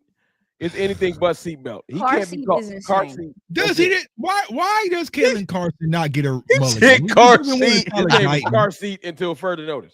I'm not laughing. I'm not Yeah. laughing because I think Kalen Carson deserves a mulligan, y'all. I really think he does. I will say this: he was hurt. I give him that. I can't wait for camp. So I can't wait for camp. this is one thing. This is what I will say. I even initially watching Kalen Carson's tape, and I think me and you, I think we talked about it. Like when I first watched him, I think I touched base with you about him. He was feisty, dog. That's why I liked him. He was not easily phased. Like it was so much about him. He came up and tackled. And we know with corner how big confidence is. Number one, the Cowboys pass rush wasn't even pinching It was bad. I almost cussed. Mhm. Wasn't even pinching a B word Right. at the beginning of last year. And I think with a young corner like that, dog, like that's killer, dog. And I think part of it was his confidence got shot. And also, too, the injury happened and stuff like that. The problem with Kalen Carson is he does have an injury history. This Right. is something that they knew when they drafted him. Again, this is a 5th round guy, so come on. But also, too, I thought he would be better suited in the nickel when I first watched him. First time I watched him, I saw a nickel corner. I don't think that anybody is freaking talking about how much the loss of Jordan Lewis is affecting what's going on right now. Of course it It's is. a major loss. And should have just paid my boy. That's funny. We got the money. That's we had the money, bro. We sitting on money. It is. We like our Like guys. 30 It's million. really time to like the ones you're supposed to like, bro. Like Jordan Lewis was a veteran guy who you drafted, who's battled back from injury, who is coming off one of his best seasons at a very important position. Now it's the time that we like our guys. I think him, and we ain't worried about. We not talking about corner right now. I don't think if Right. we're good. Make that move. I think it's a lot to ask of any of them outside of Deron Bland, because the way that Jordan Lewis, I remember I asked him what makes the nickel so hard. You know what I'm saying? Like, and he was like, y'all don't play. What makes the nickel so hard to play? Because y'all ain't got no sense in this place. What makes you fine? They would kill us. It's them. These viewers, it's these 1,200 viewers that's watching. Salute to everyone watching right now. Like the chat, like the comments. It was explained to me in the way he explained it. He said that you are the bridge between the first and second level. Everybody thinks it's the linebacker, but when you're in nickel, it's you with the linebackers. Like they control so much of the communication from point A to point B. It is such a big responsibility. And also, too, you asking your nickel to come up on the edge and tackle, dog. You asking your nickel to set the edge sometimes. You gotta be a dog to do that. And I'm that is the part that, as a matter of fact, I'm more worried about the nickel than the boundary corners. It's that important. We see too many offenses. Who would play it? I mean, I know the that's kind of why. That's kind of why I'm like Bland in the nickel. Stop playing.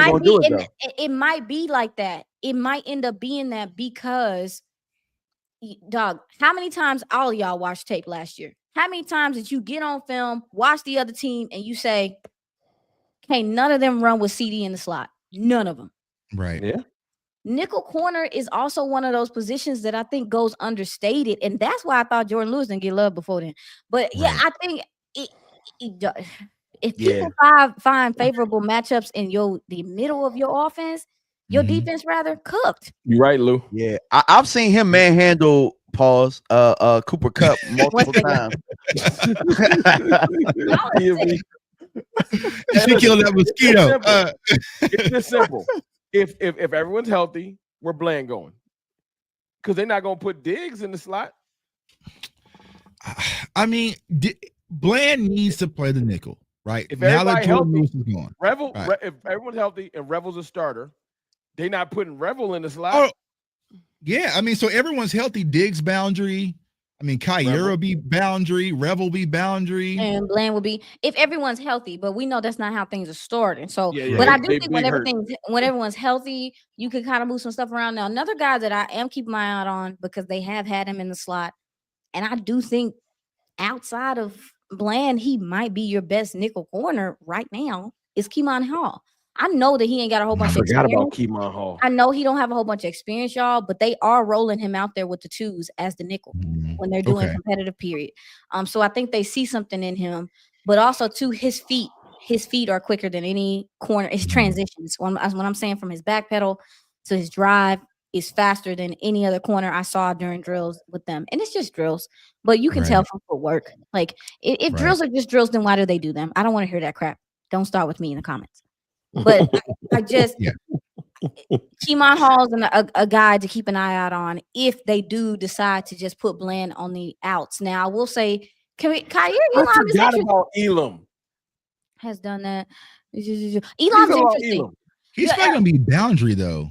He is gonna be boundary, but we still haven't talked about him, and I think that the thing I've been looking for with Elam, because shout out to my girl Bree. From Girls Talk Boys Talk. She's fantastic. She's for CBS. She works for CBS. She covered the Bills for a while. She kind of gave us the scoop on him, and she said the athletic profile is completely there. Completely there. It's insane, sis. He's a sick athlete, y'all. But it was the confidence with him. It was the, how does he respond to the adversity and things like that. And so for me, what I've been looking at is his body language, his fire, how he responds. He's going up against, because listen, Pickens was everywhere. So he's going up against Pickens. He's going up against CeeDee. How's he responding to this? He's the only guy that has had PBUs every practice. Pickens been giving you that work. He's having PBUs. It only makes it better too. It makes that corner better. Y'all, and the secondary can't really put hands and feet on people. So that's true. They don't have rights to the ball right now. That's true. Bernard Fields, you are not funny talking about Andrew Booth. They had Andrew Booth. Hey, y'all got to turn our chat off too. I'm about to jump in. Yeah, I'm telling you, hey, snipers, man, y'all got them ratchets on you. Y'all know that. Y'all being polite because we got a superstar in the building. Hey, shoot these clowns in our chat. You know what I'm saying? I done shot a couple of them. I done shot a couple of them myself. I done got my hands dirty, bro. He's not a clown. He just said, No, I'm not talking about. I'm not talking about him. I'm talking about this Willy Wonkas and all. I got Willy Wonka up out of there, bro. Hey, I got my hands dirty. I don't even got to tell him. Hey, man. I got people that find people on the internet.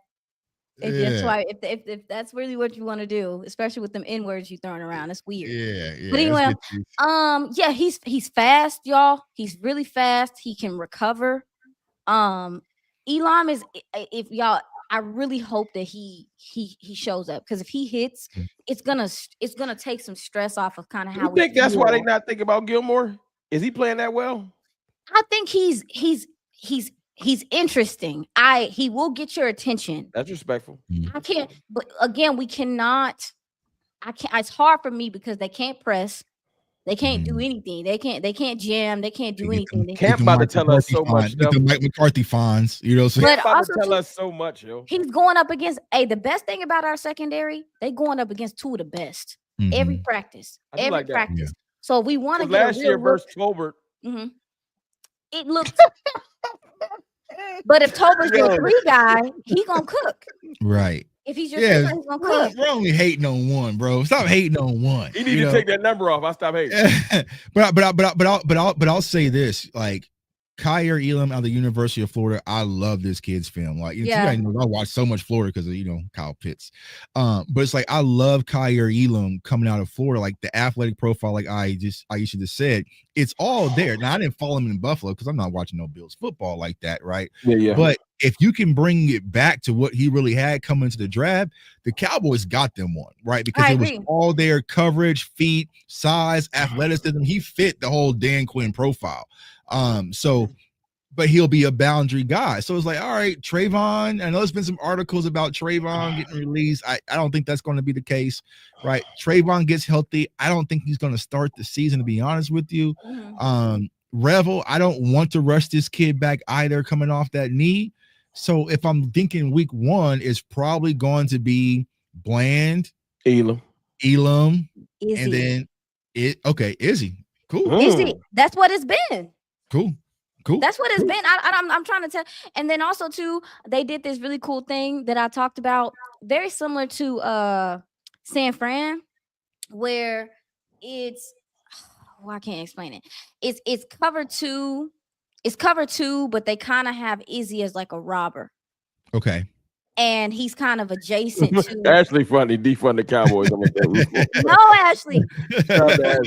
He's kind of adjacent to the corners, but he's kind of like he's a robber. He's kind of like an extra guy. Actually, he's playing like hook. He's playing like hook the curl the flats type stuff. Yeah. Like kind of how they use how San Fran uses Ufunga. Is that how you say his name? Ufunga. Okay, got you. How they use him, where you like they're showing cover 6 or whatever the case may be, but then he drops, or it's you don't expect for him to come cover. It looks like that's how O explained it to me. It looks like it's middle of the field open, but it's really closed. And guess what? I like that. Isn't that what we did against Tampa Bay when we won that playoff game and Izzy had to play in the slot? Izzy was cooking that game. And also, Eberflus likes to do that with his safeties, right? So he'll give you 2 high looks, but he'll rock his safeties, right? So whether it's a robber look or sometimes he'll do what's called a rat look, where it'll be the linebacker dropping down instead. So he likes to stagger his his safeties, where it typically starts off as 2 high, and then they'll rotate. So we'll talk about the safeties here in a second, because that's another question I have. But I think Izzy, he has to be utilized, right? It's time. I didn't send enough tweets. I didn't did enough film breakdowns. I just feel like the Cowboys' underutilization of Izzy Mukuamu has been embarrassing. We had all these different coaching regimes. People got their favorites. I'm happy to have some stability, some coaches with some multi-year contracts. Let's see if that's going to be especially like you said, after he played in the playoff game, bro. You know what I'm saying? He went from playing in the playoff game to there's Josh Butler. You know what I'm saying? I'm like, what? Hold on, what's going on? I think it's one of those things where it's like, he kind of got lost in the shuffle with everything going on.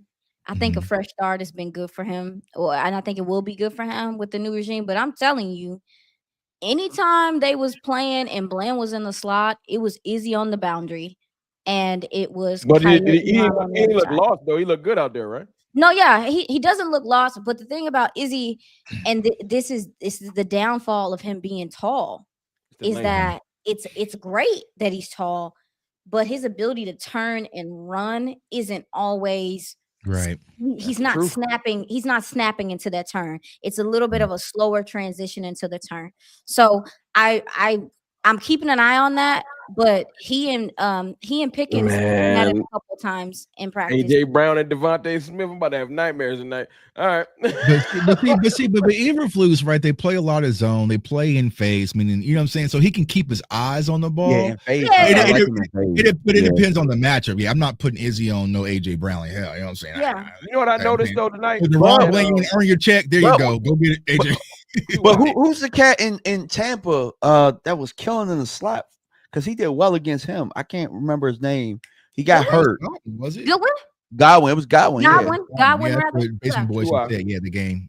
It's a theme you've been saying, and I've been noticing, and I'm hoping that this new, I know y'all hate the buzzword, tuck it, DV, this new culture, this new energy the new coaching staff and stuff. I'm hoping that the new environment for the players is big because I've heard her say confidence for about 3 or 4 players. And when everyone's like looking over their shoulder because they worried about keeping their job, they don't have time to be trying to bring someone along that might have lost their confidence. It's a different type of environment last year. It was really like dog eat dog the way our team was put together. You know, Mike was on the way out. You know, a lot of writing was on the wall. So I'm hearing it for Guyton. I'm hearing it for Carson. I'm hearing it for Izzy a little bit.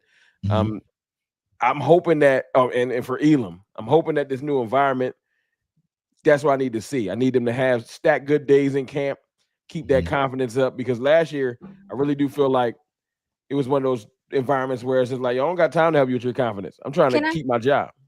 Yeah, and sis, let me ask you this question. From a cultural standpoint, what's the biggest difference you're seeing in the building? Yeah, we're hearing it everywhere. I'm really excited to talk about this because I said it. It's interesting to me, and I Ashley, you my girl, but it's like here's the thing. She got mad. You know, about culture. No, that's my girl. That's my mama girl. She know that. But Ashley didn't turn heel.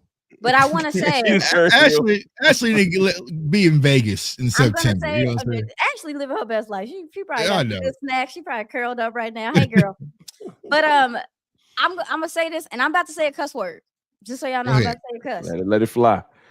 What the fuck y'all want? What the fuck do we want? That's the type of 2 I want. Like, are we like we talk about the locker room, dog? I'm telling you, that's where it starts, bro. Like, and I understand why a lot of people have their skepticism about Brian Schottenheimer. We got to see it, all this stuff. Totally understandable. Again, I'm not talking to you, Ashley, but again, but she cursed at me. I felt that's funny. I'm sorry, y'all, but Brian Schottenheimer's he's new to being a head coach, dog, but he's not new to instilling, confidence and turning over like what a locker room feels like. I remember I talked to Dak about it when we first got in the locker room the year before last year, when Shotty first got here. I asked him like what he brings to the team, and he was just like, he just talks to everybody. It is an open forum. We can bring suggestions. We can do. That's not something we've had here. And furthermore, the stuff that I'm telling you, do yourself a favor and go listen to Brian Schottenheimer talk football. He understands football. And not only does he understand football, he understands what football is today and what is relevant to win today. And so for me, if you're not sure about Schottenheimer, let's start from the coaching staff. You got some of the best in here. How many times, Rome, how many times have we talked about going up against another team and we don't think that the person with the clipboard gives us an advantage? No, you're right. You're 1,000% right. I think you upgraded at the wide receiver coach position. I think you upgraded at and again, I think you upgraded naming the ones I ain't like Blasco, Solari. Yeah, I think you upgraded at the OC position. Running back, you upgraded. I think you upgraded. And not only that, with the OC, Clayton Adams is one of the best. You got Connor Riley, one of the best. And you got Junior Adams, one of the best. You got Eberflus, one of the best as far as I like the defensive staff too. That's what I'm saying. That's where it started for me, was the fact that they were able to even go get a Junior Adams, that they were even able to go out there and get a Connor Riley, who was touted. People wanted this person. I was proud of them the way they went after our subsidiary coaches. I ain't gonna lie. Clayton Adams was the Cardinals. I'm telling you, I went and looked at their shows. Sick. Impressed. And I'll tell you guys right now, we got 2 years of Clayton Adams, if lucky, because he's gonna get snatched. Yeah, no. That's yeah, why. Sure, that's what I'm saying. Like, Shotty said it. They're gonna snatch my coaches. He gonna get snatched quick. And that's we're gonna. How many times we experience that and be like, darn it. No, we're gonna be sad when some of these guys go. Right. And that's my point, is that it started there with, okay, let's get better with the folks with the clipboards, please. I think you did get better. And then you also go to the draft. Kind of was like, I think y'all have a plan, but I'm still a little confused, but I'm just gonna go with it. Because taking Izaraku was a huge surprise to me. Booker was, I think they did pretty well in the first 2 picks. The draft was an essay, and then Pickens was the exclamation point. And then, but Pickens, It but was- that's what sealed it for it me. was Pickens. Is that he came in there and said, "This ain't cutting it," and they went and got it for him immediately. I'll ask all y'all. Thank you, Aaron Who had Rodgers. George Pickens? Who had George Pickens on their radar? Who thought that he was gonna come to Dallas? I'll wait. Well, I wanted they, it. They tried to I fumble it, just wanted it. because they tried to go with Rashad They Bateman, tried which to is a go typical Bateman. Dallas Cowboys move. And thank God the Right. Ravens hung up Thank the God phone. we on ain't it. get Bateman. I ain't want Thank God, bro. You know what I'm saying? Just like So- Robert Rochelle. Oh, yeah. Hey, So they try to get the Dak friendly wide receiver to get separation guy, and they got the door shut on them. And then they said, "Well, hey," and like Can I we- said, No, I get it. But Yeah. I think that there was always a plan to attack wide receiver too, and to get for to the Shotty to Panthers be hated like, on it. "Hey." The Panthers hated on it. From my Took that. understanding, he spearheaded getting Pickens. And to Mhm. me, I like that. like the mixture of that, listening We to got all him these talk leaders in football- here. Why you can't bring Pickens in here? We got enough leadership. Right. Bring some spice. bring Right. me. No, I really think y'all for real. Like, and even so, the team just feels lighter. I don't even know how to Mhm. explain that. Like, Well, it's why that you said it? I'm having fun again. they because D-Law put them boys in the cuffs. they legitimately are. They do this thing before practice, and I think they put out a clip about it, where all the coaches line up on the outside of these little things where they got Oh, when they was getting like hyped? ladders, and they got to run through them, and Yeah. everybody, all of them, they run through there. The coaches be hyping them up and all this stuff. Dog, I'm telling you, I know people don't like. Is it genuine or is hear- it being forced? No, it's genuine. That's That's all I what I'm need to know. saying. Good And thing. I'll say that I don't know. I'm not gonna act like I know these guys, like I know them, but I do think I know some of them well enough to see the difference in them and what they feel Mhm. like. And we can sit up here. It don't make no sense to me for all of us. Like, we matter, but we don't really effing matter, dog. The That's people in fact. that locker room that have to line up every time they get out there, that's who matter. And if You right. they are all saying it feels different, I'm excited, all these things, like, I just think we should believe them. I don't understand what. It's Cowboys Nation is just pessimistic for the sake of being pessimistic. Well, I'll speak on it because I feel like the problem is that everything was getting lumped in at culture change, right? It's like, oh, Brian Schottenheimer's drinking at the golf thing. That's a culture. Like, I like that. no. Because honestly, I personally don't think there was a big locker room issue, and that was the reason for our bad season last year. I feel like we Can had I a lot of say? Can I injuries. say you're wrong? Okay. In what capacity? I'm gonna say that there was a lot going on. But don't you feel like the team they rallied for Mike McCarthy? A lot of the players said they liked Mike think- McCarthy. I think. Yeah, I think was that that- there. I think there was a divide, and I think there also Well, was. yeah. Okay, I'll say it like this. Maybe it wasn't necessarily the players, but I do think that there was contention between the staff, and Oh, when yeah, you got a absolutely. guy you ride for, That's a when big deal.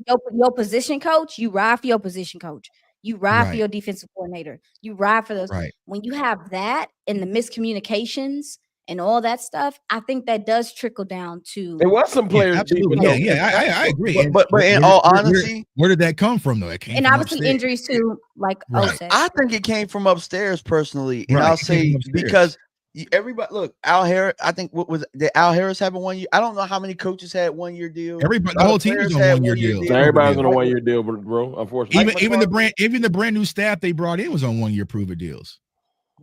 Everybody was on almost a 1 year. So it Yeah. never felt So like when things was going wrong, it's like, of course, everybody gonna be pitted against each other. It can either Absolutely. like yeah, work everybody Right. looking over. ugly, That's but, why like if you got a confidence issue, and I'm worried about my job, I don't got time to baby you. So it was That a part. different type of year. Right. Like everybody was on Lar- edge. Yeah. Yeah, So I agree. Right. Yeah, no. So- Yeah, and I agree. Like, it was a lot of different factors that played into last season and stuff. But that's what I picked up, is that there was Mhm. some poor communication between some of the coaches and things sometimes, and that there were that to me trickle down to the players because Players. they have loyalties to different people and different coaches and stuff I like can that. see that And a whole lot of loyalty. Sound like Al the- Harris. and it kind of combusted in that. And then obviously too, even on the defensive side, Zimmer's system literally totally different than a DQ system. So anyway, I'm gonna say this. This is the last thing I'm gonna say about the culture thing. The reason why I said what the F do we want is because I just don't think it's gonna happen overnight for this team. I think that the way that this team has, even in the sense of like how they have to go about their everyday lives playing for the Cowboys, it is so unique and it's different than any other team you play for. And I just feel like Shoddy is. I've been waiting for a coach to come in here and take that and make it a motivating factor and not something to stray away from. Because we see so many of the guys when they do these interviews, they be like, oh, we hear the noise and everything, but it's the Cowboys. Nah, dog, like let's take on the energy like embrace it's it. the Cowboys. Right. Like Chuck been saying that's not meta. Yeah, I agree with that. bro. I do like that. Thank there's- you for saying that. Yeah, I do like that. There's so much, I think, and it makes me mad when the players are asked like, is it different being here and do you feel the pressure? And they be like, no. Maybe some of these young guys that don't know no better, but there's no way. The expectations are totally Nah, different. they be lying because when they go to other teams, they make sure they the bring very up. first thing they say, oh man, you ain't got to deal with the So pressure. different, Like, yeah, bro. Like, so we get it. It was lip service. I want them to embrace it. But I think Shoddy just love football like them, dog. And you can tell, like Nicole said this to me when we was out at practice. Shout out to Nicole Hutchison. We were sitting on the side and we were watching Shoddy. Shoddy can go to every position group, every coach, and he dapping up people, and they are happy to be there. Like they're not. It's not fake. It's not fake. No, that's real. Mike used to be with the quarterbacks. Yeah, Mike quarterback on. You know what I'm saying? That's what I'm saying. What's and the name again, bro? Come on, Hall, bro. Yeah, Mike ain't know his whole team. That's a fact. Yeah. I'm about to say, Shoddy got nicknames for everybody. I kind of peeped that. You know what I'm saying? And that's important. Yeah, there's a real, and he also too, and this is something that I think is important, especially when we start talking about NIL and the way that football is starting to become. You got to figure out another way to incentivize players in this NFL. Yeah. You can't rely on them, and I don't care who feels away. You can't rely on them being poor and not having. They already paid. Anymore. Right. You have kids coming in here with financial literacy, with sponsorships, all these things. And even so, you have players like Micah who now have other streams of income, endorsements, all these things outside of the NFL and things that they do. You got to incentivize them to want to be here. And you can't do that with selling them a dream. You have to meet them where they are as people and figure out who they are as people to drive them to play the game. And that's literally what Shoddy said. So for me, that's the difference. And when people talk about the culture, I think that Shoddy's approach is what more coaches are going to start taking on. And I do think that some of the more successful teams have that too, because we be looking across the pond at homie over there for Philly, but some working. Right. But you know what? Something that was important. We're building. I was going to say something that was important. John? I was going to say something that was important in what you said is I had to think about it. Shoddy has been taking the pressure off of the players now. And I haven't felt that in quite some time because, I mean, like, yeah, Cam came out the other day and had to think about, you know, Dak, your job's on the line and this and that and blah, blah, blah. And some of it I agree with, not this year, but, like, I do think this is his last contract, but that's beside the point. Every time this year, it's about what quarterbacks is better than Dak. It's just really the year and blah, blah, blah. But everything has been Shoddy this, Shoddy that, Shoddy this. And so I really appreciate the fact that not only is he knowing everybody, but he's burdening the task of the pressure. And you know what I'm saying? So I can appreciate that. And that's what Nick Sirianni does for Philadelphia, if you think about it. To your point, DMV. I think one of the key things, right, is like you think about when Micah did the TikTok with Shoddy. The fact that Micah was comfortable enough with Shoddy to even call him for a prank call, that sense, because Mike McCarthy probably hung up on it. You know what I'm saying? Like, bro, you're playing on my phone. Mike wouldn't answer the phone. Yeah, he wouldn't answer. Like, dog, you straight? You know what I'm saying? You good, bro? Let's call it. You know what I'm saying? So I just think that connection and continuity it's going to translate. Now, will it translate on the field? We'll have to sit back and wait and see. But I do think that you'll see a more of a brotherhood where you don't have these boundaries where it's defense is their own independent team, special teams their own independent team. Then you have your offense over here kind of doing their own different thing. You'll see everybody mixed in and commingled together to try to make something happen on the field. I mean, and that's something. Go ahead. No, I was gonna say that to DMV's point, you know, the media can't wait to find something that, especially in this time of year, to jump on us about. Mm-hmm. And when we first brought in Schottenheimer, they was like the Cowboys went super bottom of the barrel. That was a good running joke. But I know Shotty doing something right when I hear known haters like, let's just say like Colin Cowherd, etc. And when they bring up Schottenheimer, they're like, the coach down there, I've really been hearing some good things. It's like they would find something if they could, like what they did with Sirianni when he had that horrible press conference. Mm-hmm. But whenever Shotty speak, it's hard for you to be like, you're like, all right, man, you got it. I can't find nothing to nitpick. So he doing something right, DMV, like you said. He taking the onus off the players and putting it back on the football. Yeah, he said I love that about him in his presser. He was like, "Oh, if we don't seem prepared for games, that's on me. Right. That's on us."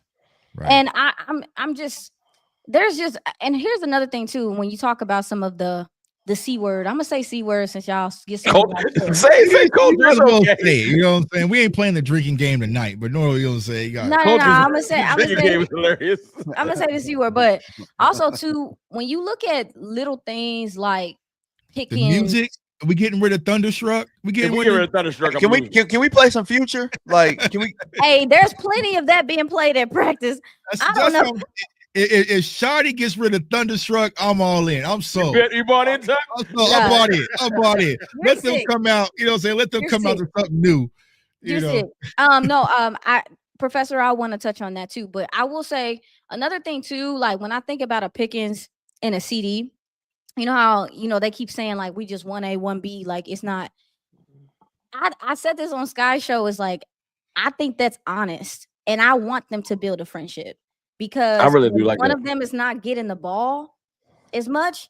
It's a lot easier to be cool with it when it's your friend, but not your teammate. Because your teammate, you really competing against. Like, and I'm sure they still gonna compete. But if they have an actual friendship, there's a camaraderie and understanding between them that I think matters when you're talking about this game. And I feel like when you talk about Shotty and talking to the players and stuff like that, dog, he taking them to dinner, he going out and meeting their kids and different stuff. Like, he goes the extra mile. And I'm telling you, players want that because they play in a sport where people do not always view them as human beings. Yeah. And he talks to them and handles them like they are grown-ass men, but they're also young men learning to be men. And I appreciate that. So that's what I've taken from him so far. He understands what football calls for. He's been calling for it since last year, before he was even a coach. He was even a OC, whatever. But I also think that you can see it in the players, man. I'm trying to tell y'all. I think he get that from his dad, though. People keep forgetting he a coach's son. He grew up in this, so he didn't got some tips. And not to discredit Shotty, but I've said this publicly because I talked to him behind the scenes and told me to say it publicly. This was something that Micah was wanting personally as well. Like, he was wanting more of a brotherhood type, family oriented environment as well. Like so a college atmosphere. You know what I'm saying? So it seems like everyone has their input, and you don't have the OG veteran guys anymore up here. Then you have a bunch of the young guys over here. You see the offensive linemen at the Stars game together. You saw Osa and Tyler Smith and Micah and CeeDee doing the schedule release. So you've seen everybody kind of mixed in, blended with everybody. And I think it does create a good culture. Like I said, will it translate as X's and O's? No, but sometimes when you go into these dog fights, especially in the middle of the season, just having your brothers back means a lot, and you can get some victories just off of that alone. So yeah, well, that's what I'm hoping for, dog. But I as from being in the building, going into my 4th year, thank you, Jesus, appreciate you. There you go, superstar. Going into my 4th year, it does feel. I feel like every year I can see them in like OTAs and training camp, and I'd be like, oh, okay, they're gonna win some games. But this year, it's not about, like, it is about the winning games, but it is like I'm telling you, all of us, all of the media that's in the like stands, like I don't know if they can feel it, but I can feel it. I can feel it when I'm close to the field. You guys know about football. Like I can feel the energy from the players. And I'm just like, dog, like if you aren't picking up on like that there's a different feeling within the players, then you must not, you're not linked, you're not really tied into me, because that's how I felt. That's a great question, Ashley. Y'all wanna tackle that one? That's a great question. Go ahead. We can do one more. We didn't expect to keep to this long, you know what I'm saying? But she's here, so we gonna rock out. We on the show. We just I got time. I ain't doing nothing. You know, we get all right, bet. All right. So Ashley says, what are each of y'all's expectations for Shotty because he's in his first year? Is there a general consensus that no matter how this year goes, it's not a failure? Let me go ahead and say this real quick. Go ahead, Ain't nobody saying Super Bowl, because I know what y'all want me to say. Not Ashley. But I know people be wanting they want us to get up here at goofy and say Super Bowl or bust. It's not that. It's nuanced to me. I want to see a team that looks prepared in big moments. That's it. I expect to make the playoffs. I do. 10 wins, 11 wins, 12 wins. I'm expecting at least 10 wins, 11 on a great year. But as far as just like when we get to these playoff games, we have just not looked prepared. I agree. I see them stop putting Super Bowl in the chat. Yo, stop. Or I can kick y'all out. Seriously, I just want to look prepared. We just look so shell-shocked in big moments, and then we like kind of wake up at halftime like, oh, we in the playoff game. Like, I just want them to be ready for these big moments, and we got plenty of them this year. First game, we gonna know if we're gonna be prepared or not. So we about to learn real quick. What you got, John? I mean, DMV. Look, Hey, look. So it's really not that bad. Like when I first started, I was John G, and then and then it switched to DMV. So it's all good. People know my name. They call me Rome all the time. CFTV out the window. Yeah, it is. There's a million Johns out there anyway. So yeah, I'm just. It's not a battle rap. Like, oh, your name is John. Like Ashley, like who the? My bad, John, my dog. So I'll be forgetting. Yeah. Ashley calling you John on Twitter now. So everybody gonna start calling me John. These are discussions we be having on the phone. You know what I'm saying? So we just his secret identity is out, man. It is what it is, bro. It is what it is. Come on, John. Tell us what you got, bro. All right. So I think that it's gonna be a building block season. So I'm not gonna stray away from what Rome was saying. I actually agree with all of that stuff. I think about 11 wins, a win in the wild card or something like that, and we'll have a direction for next year, something to build on. So I think a failure. Honestly, I don't think anything he could do this year would be a failure. Like even if we're a bad team, I don't think it's a failure because he is a first-time head coach. But we just got to build on what we've got, and I like the direction that we're going. And I mean, as selfishly as I want us to just dive in and try and get over the top, it is a process. So that's where I'm at. Yeah, I do think it's interesting that you use the term building block system. Well, season. I think it's gonna be either that or they're gonna ball out. I think it's gonna either be how John was just saying, where this is a year where you got this new staff in here. You're trying to, obviously last year was such a mixed sham, but I don't know. But can we afford a building block season with the quarterback being? Hey, don't get me. Hey, I got Kool-Aid right here. I don't know if you can afford a building block season, especially with how many free agents you got too coming up. I think you gotta. This feels like. I agree with you on the building block thing. I would be cool with a couple wins, not a couple, but you know what I mean. Enough wins, and then you guys, and then going into the playoffs and maybe doing a little something, and then next year it being like, okay, we're together, we understand what this is, we can add to it, all that stuff, and then it turns into like, let's go win a ship. But you don't got time for that. I don't think you have time for that. It's like a 3-year window. 3, 4. You know what's crazy though? If they do it right, I just saw Dan Quinn flip the entire emotional mood of a bad team. Right. So if you do it right, it can work. It can work. It can. No, I agree. I think it can work, but there has to be your plan has to be concise. And the one thing I will say about Shotty, and again, everybody got plans so they get hit in the mouth, but that's a fact. Shotty has been planning this. You can tell that he is a person when you hear him talk. He's been wanting for this moment for a while. You know what I'm saying?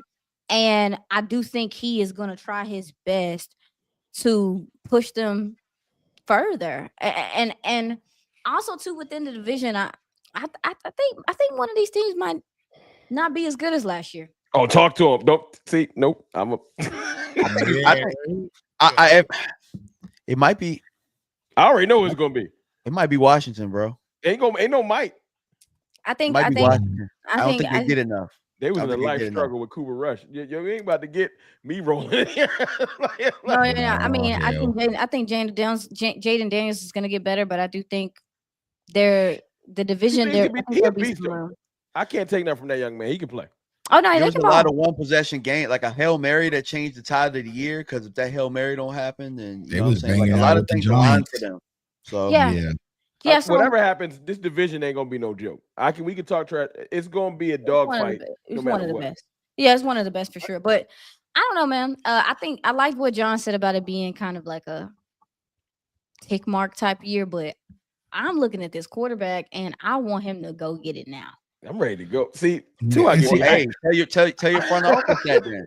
Yeah, I just don't think we have enough, y'all. I think that's my biggest concern. So where do we not have enough at? You talking about like the running back? I just think when I look at this schedule, I don't like our corners. Personally, I don't like our linebackers. I don't like our defensive tackles, interior, right? And I don't like our running back core to go against. And see, that's what I need to see from Brian Schottenheimer. I need to see improvement, right? I need to see, are we able to finally punch in our own weight class? Can we go?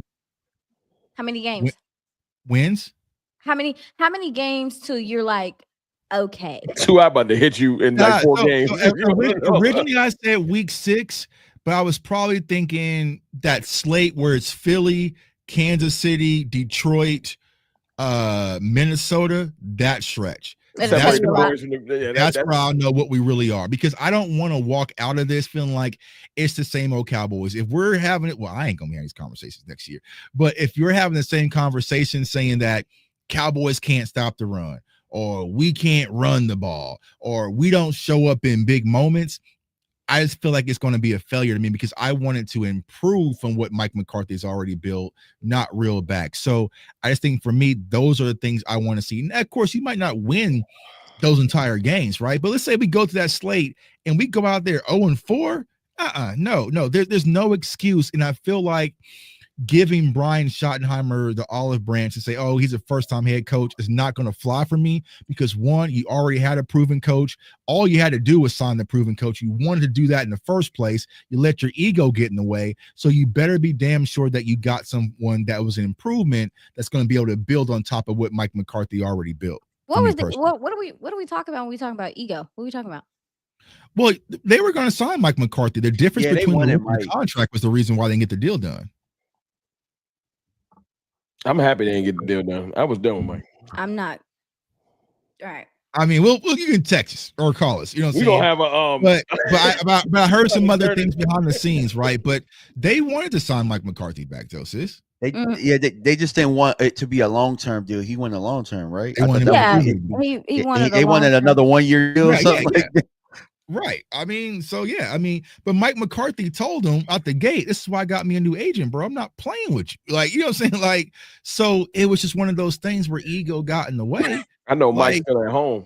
You know, yeah. So it's just me personally. He got his chain on, he dancing around like Mike cool. Mike about to start a podcast. You know what I'm saying? But it's like, yeah, I felt like, all right, if Brian Schottenheimer is your guy, he's brought in a better coaching staff. I think that's improved. We changed the culture, as you will. We need to see some improvement. We can't walk out of this season saying it's the same old Cowboys and it's be like, well, he's a first-year head coach. Give it some time. Because like you're saying, our quarterback, we probably got 3 years with Dak Prescott. 2. Before it's time to move on. Yeah. So I mean, I agree. I'm ready. I think I will say I'm fine with them taking a chance on somebody that we don't know, but the players know. And like I said, even when I was actually funny. Even when I was at the Senior Bowl, when I was at the Senior Bowl. But my frustration with the hire Brian Schottenheimer, to be honest with you, is that even if you were on a fence for Mike McCarthy, you should have been interviewing other coaches. And I felt like they waited, they played those games, they blocked Mike McCarthy from interviewing with Chicago, they sat on their hands, and then Mike McCarthy dipped, and then they were scrambling last minute, right? No. So, well, I thought that I thought that Schottenheimer was an option from the start. I don't think. I think they didn't. I think that they, you get somebody interview. We're gonna interview Shotty. I think Shotty just went there and blew him out the water. Like, hold on, He probably did. It's kind of like. No, But I watched the last I dance. think Shotty got the job because Mike dipped and Kellen dipped. No, I don't. I think that. No, I think he this beat also out has- Kellen. I think Nah, this he has didn't to beat do out with. Kellen, bro. He ain't beat out Kellen, bro. There's no way you can tell me Kellen Moore, who just came off a Super Bowl interview with the Dallas Cowboys, Jerry Jones's chosen son, and he just said, "Nah, you're just not it." I think them players said no to Kellen. Them players could have said no. Well, we don't know if did. the We the players fan base. I think they checked their fan base. You know what I'm saying? No, we ain't want have Kellen at all. hashtags, but I think there was a conversation. I think it has I think it also has to do with what I think Shotty becoming the head coach is also a player led thing. I'm trying to tell y'all, like, They Shotty really has do like been. him. But they Shotty has wanted been. Mike back too, though, didn't they? Huh? I mean, they were advocating for Mike. Well, some of them were advocating for Mike back. I don't too. think that. I think it's kind of split. Dak did. Dak openly Dak, wanted. I mean, I wanted feel him like back. that's Dak like I mean, everybody, bro. You got to watch Dak. Dak a different person. Oh yeah. yeah, right. I think Brian Schottenheimer was in the defensive room, special teams room. Probably the only coach that's been around here that knows almost every player's name and stuff. We talked about this. I'm trying to tell y'all, like, this is every player I talked to about Schottenheimer last year when I had the opportunity to be in the locker room. They light up. And I think that had a lot to do with it, bro. I understand what y'all are saying, and I'm not saying that I liked how they waited and sat on things and stuff like that either. But I personally think that Schottenheimer was, and maybe I need to go ask around. I feel like he was somebody that they were considering for a while. I don't know, sis. Every move ain't got. I don't want to be the Kool-Aid. Right. But I felt like Schottenheimer is going to be the Dallas Cowboys' Dak Prescott, where they accidentally fell into some shit that's going to work out. That's great to me, though. Right. Accidentally falling. You don't think so? You don't think so, Tuck? I mean, I'm Nah, because I felt like I know for sure there was a lot of Cowboys players that were pulling for Mike Zimmer. Mike Zimmer got disrespected, and he said, "Nah, I'm gonna be with my new young wife, so y'all can have this." Mike McCarthy did. They interview Robert Saleh, right? Yeah, they interviewed Robert Saleh. And then was Kellen? They got Kellen too. Kellen. Yeah, but that was after. That was after the fact, right? So it's just like I feel like out of the options, I know they were talking about like Ron Rivera and Rex Ryan. So I feel like the market's really bare. Thank God. Yeah, thank God. That's what I'm saying. So I feel like Brian. I'm cool with Shotty out of the people they picked. Right. I'm cool. I know you want to. What was left, right? Versus Robert Saleh. I would have whatever Robert Saleh over Mike or Shotty, but out of what was left, he was the best out of what was left. And I think that's the problem. Is I'm saying he was the what was left. But once he got hired, I think he's done a phenomenal job putting the staff together. We didn't hit up Ben. Shotty is that the ego of the Cowboys front office, they're not going to let Shotty fail. They're going to give if Mike McCarthy was hired back, he's not getting George Pickens. But they ain't like Mike McCarthy like that.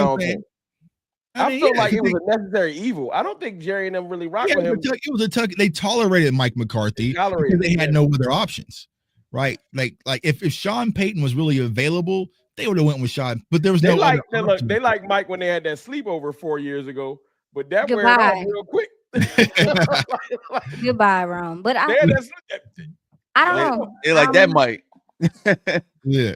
I'm with the Shotty thing. I don't know, y'all. I like Shotty a lot. It's not about I'm saying, like, I feel like he just been waiting for his moment. I think he won. Of course. I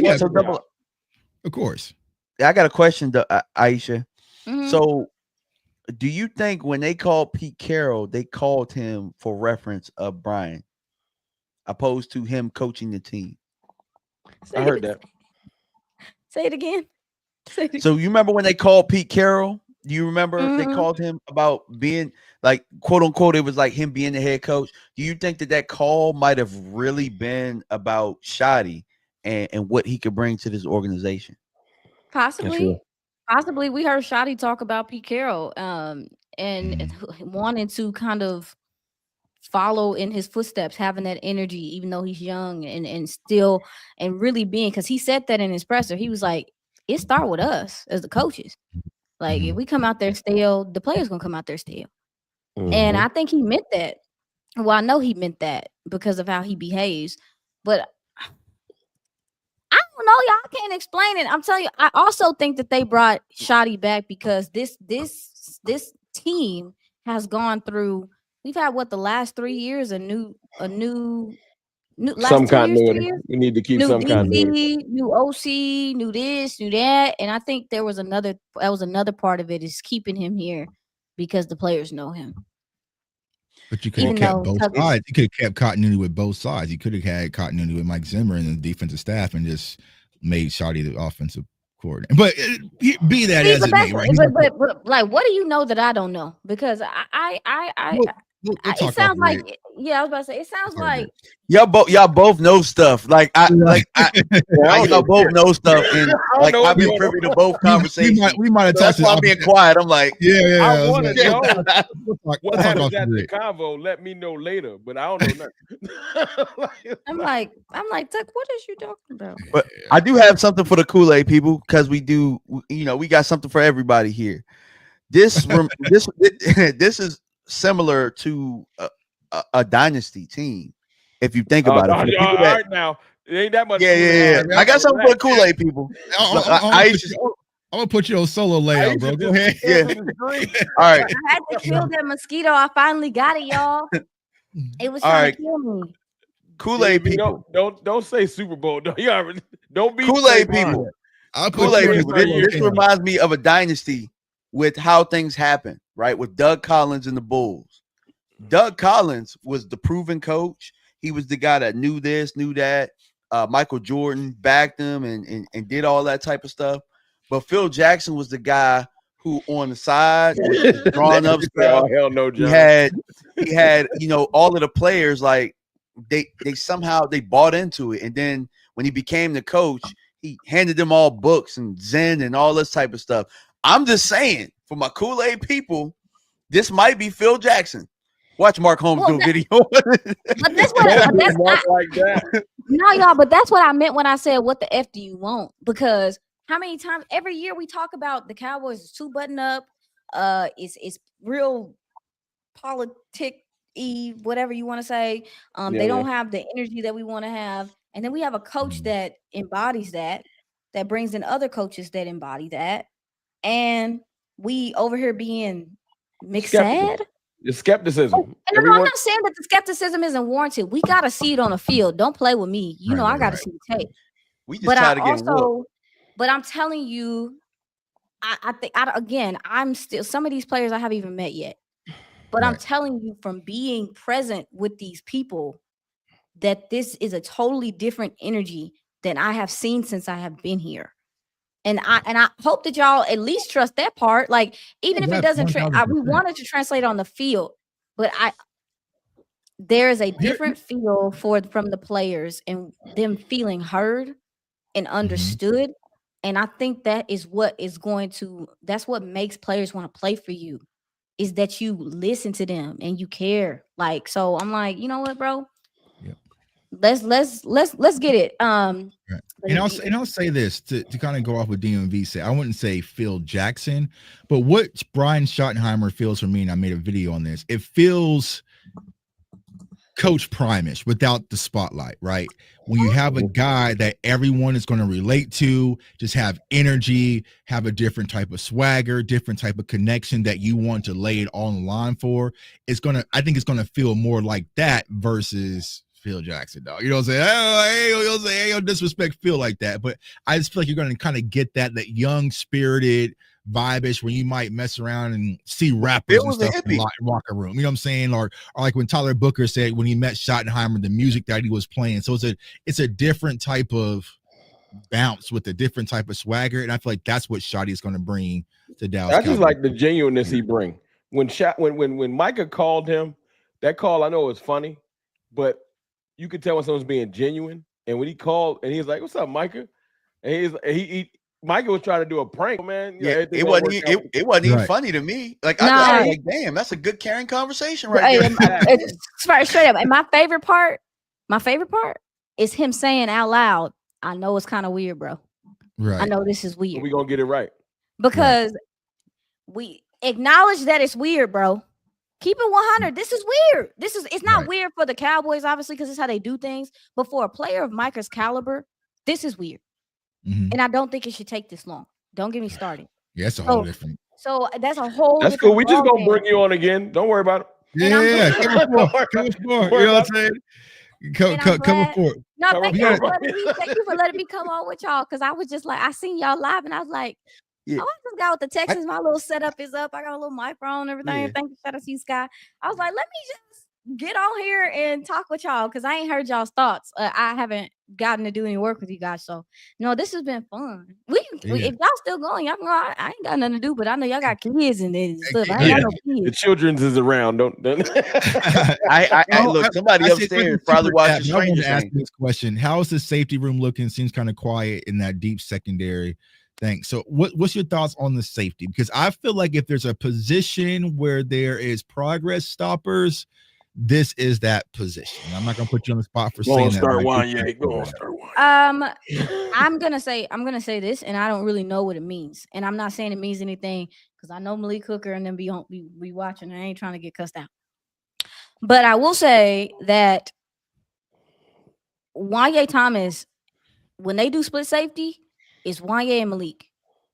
Donovan Wilson started off OTAs and minicamp on the cords, working off to the side. Sound like he had something that he had to get cleaned up or something in the off season, and they're working him back. He looks healthy. Don't get it twisted. When I'm seeing him working with Britt, he cutting, he running full speed. He looks explosive. He looks himself. But I think Trade. the ranginess of Wanye is something that they want to use, and something that I think Donovan lacks in that department. Obviously, he's a guy that you want closer to the box and doing things in that way. But Wanye Thomas was, when they did split safety, it was Wanye. And I don't know if that was because they're trying to temper Donovan or whatever, but it's Wanye. That's probably why Wanye went and signed with Athletes First. Go ahead, dog. Earn that number 2, my guy. Go earn that number 2. But I agree. I think he's the rangiest safety that we. Now, there's another kid we'll talk about out of Syracuse, and Elijah Clark, who I really like. He was running with the twos. Again. Oh That's my God! telling. I feel like I have to preface everything, like, because it's the OTAs. And Well, you unfortunately, but you do have tentacles. People will be like, "Hey man, why you say that?" So I understand. Right. No. So yeah, I have to say that, but yeah, he was getting opportunity. He was getting opportunity at the safety position when they would do the twos as well. So that was something I noticed. The kiddo out of Syracuse, maybe there's some real interest there. I hate to say this, and I don't know what's going to happen with Marquise Bell. I don't even know what's going to happen because if Donovan's healthy, but they got Wanye out there, where does Bell fit? And also too, I don't want Bell to become this, but he might be really important for special teams. I say career special teamer in because Dallas. I think we've lost guys on special teams. It's kind of that one. That man went out there and played linebacker for a whole year. Yeah, this is basically. I mean, he got a new deal, but it's just. And it was out of necessity. It was out of necessity, but I'm really curious to see where Marquise Bell fits and what they do with him, because I think CJ Goodwin is gonna chalk it up pretty soon.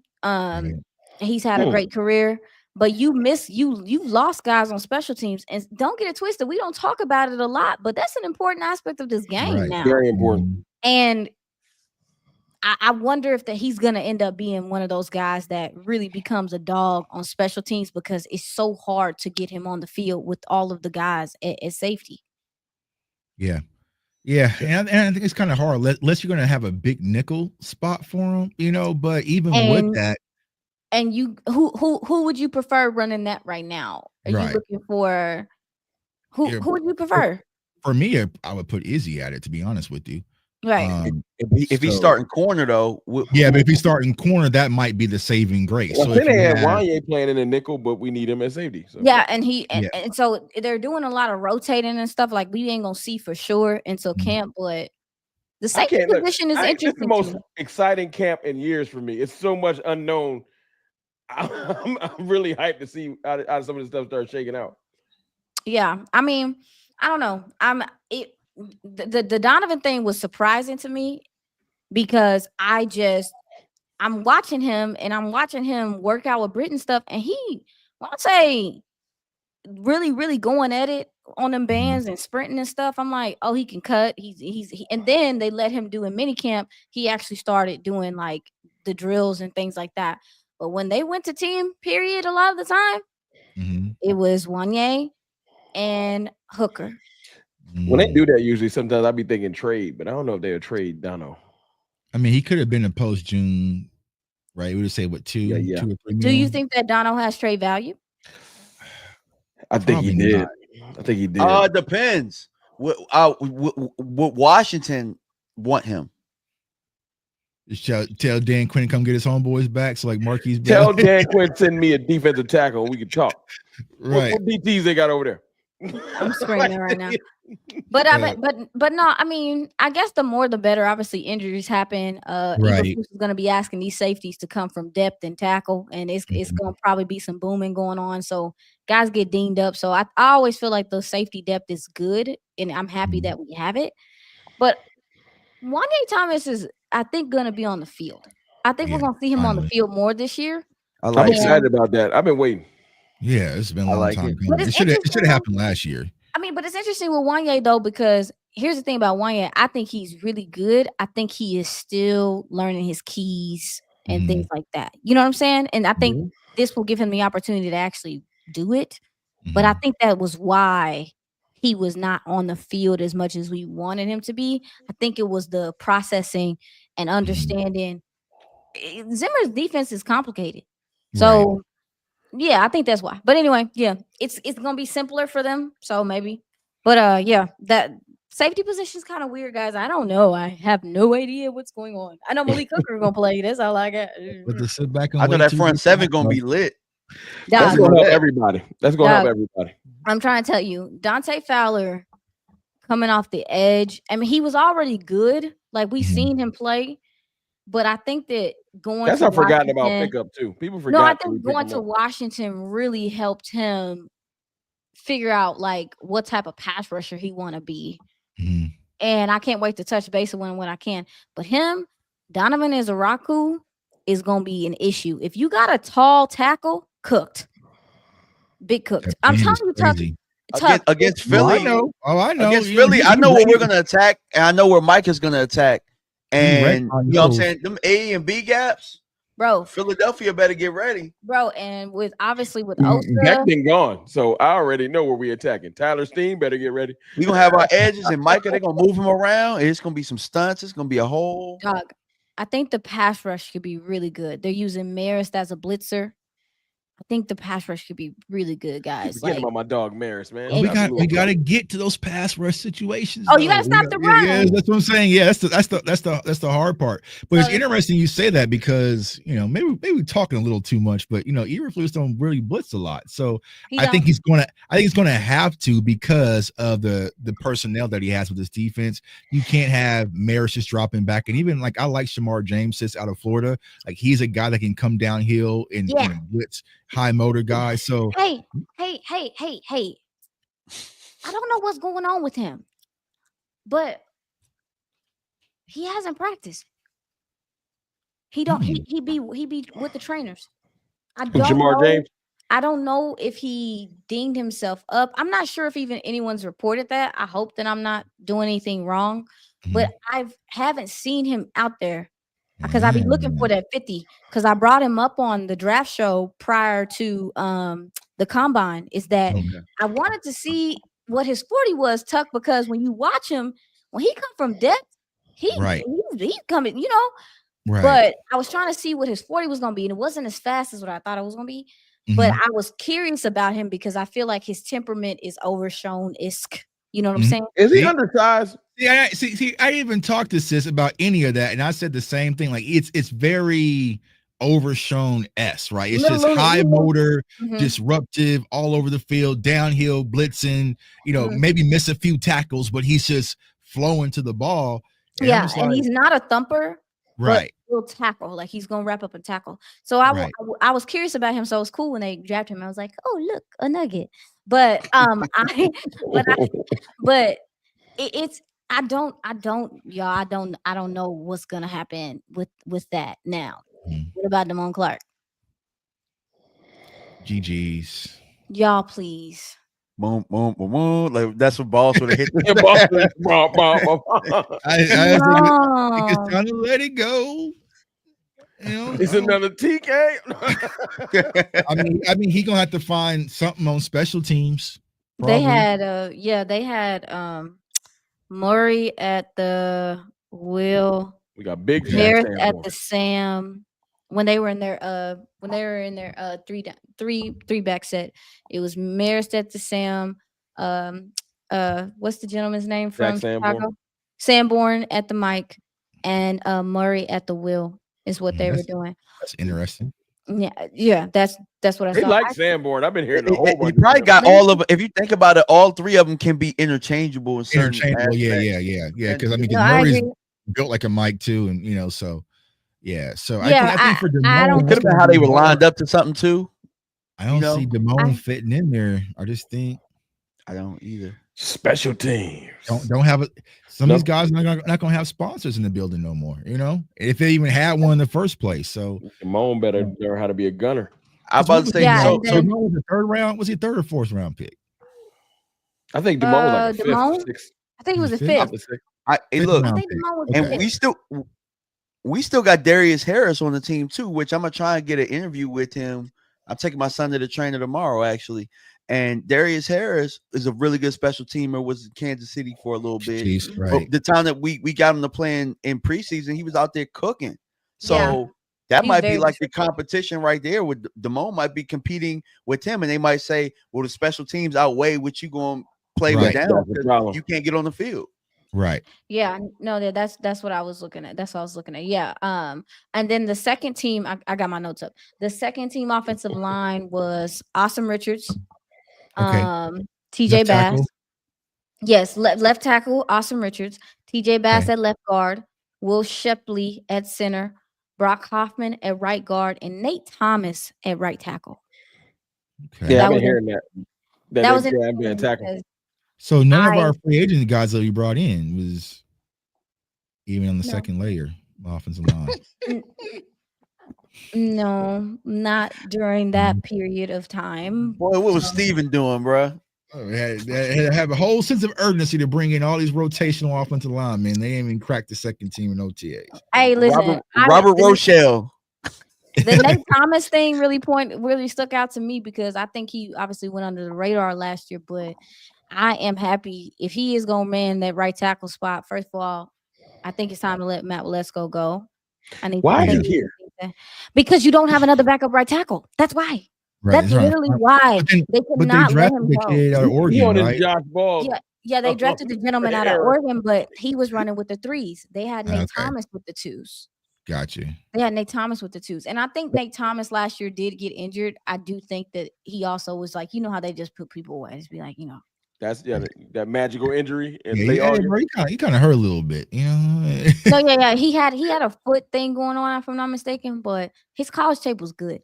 Right. His college tape was pretty good. So I think that's gonna happen to Trayshawn. So would you so last question I got you for we gotta go. We gotta get out of here. Would you keep Tyler Guyton and Awesome Richards as the insurance policy at left tackle, or would you shift Tyler Smith back to left tackle if Tyler Guyton doesn't work out? I would keep him there. Tyler Smith left tackle? No. I would keep Awesome Richards as the. So you think he's qualified enough to be left tackle if Tyler Guyton doesn't? I think we need to see Awesome this camp to decide if that is a thing.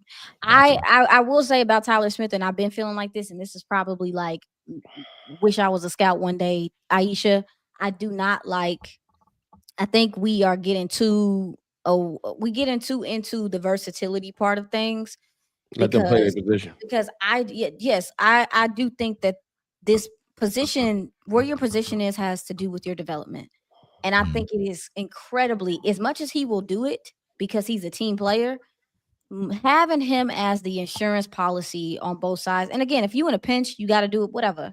But to have him flip-flopping like this, to me, I don't like it, number one. And number two, he is, again, we talked about it. He got a contract coming up.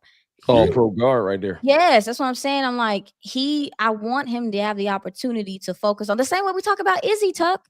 We want him to be able to focus on corner. Right. Like, this flip-flopping is fine, like, if you need to do it, but like, let's not stray away from player development, and let's not stray away from actually, keeping a guy where he needs to be. And I also don't want him to be dealing with any injuries, because he dealt with the hamstring the other year, and because they insist on flip-flopping him, and I don't like that. First round left tackle it is. All right. Yeah, all right, left tackle. All right. So I was sick. Like I said, Tyler Guyton, he's the most important piece for me. I agree. All season, he has to take not a few steps forward, but he has to take a massive leap. Guyton and Mosley. Man, we appreciate you for joining in improv. Didn't have this plan, but we didn't rock it for 2.5 hours. I know. It's just how we do, man. But for everyone seeing you for the first time, wherever the hell have y'all been, let everybody know where they can find you, sis. Oh, me. I'm talking to Robert DV. I'm talking to you. Oh, nobody care about me. My bad. Sorry, I think I hit my camera. My bad, y'all. I'm kind of blurry. But you can find me at Aisha Morrison on Twitter. It is with 2 I's, no L, no none of that. It's Aisha, IISHA. If you add me, you can talk to me. I talk back sometimes. And then you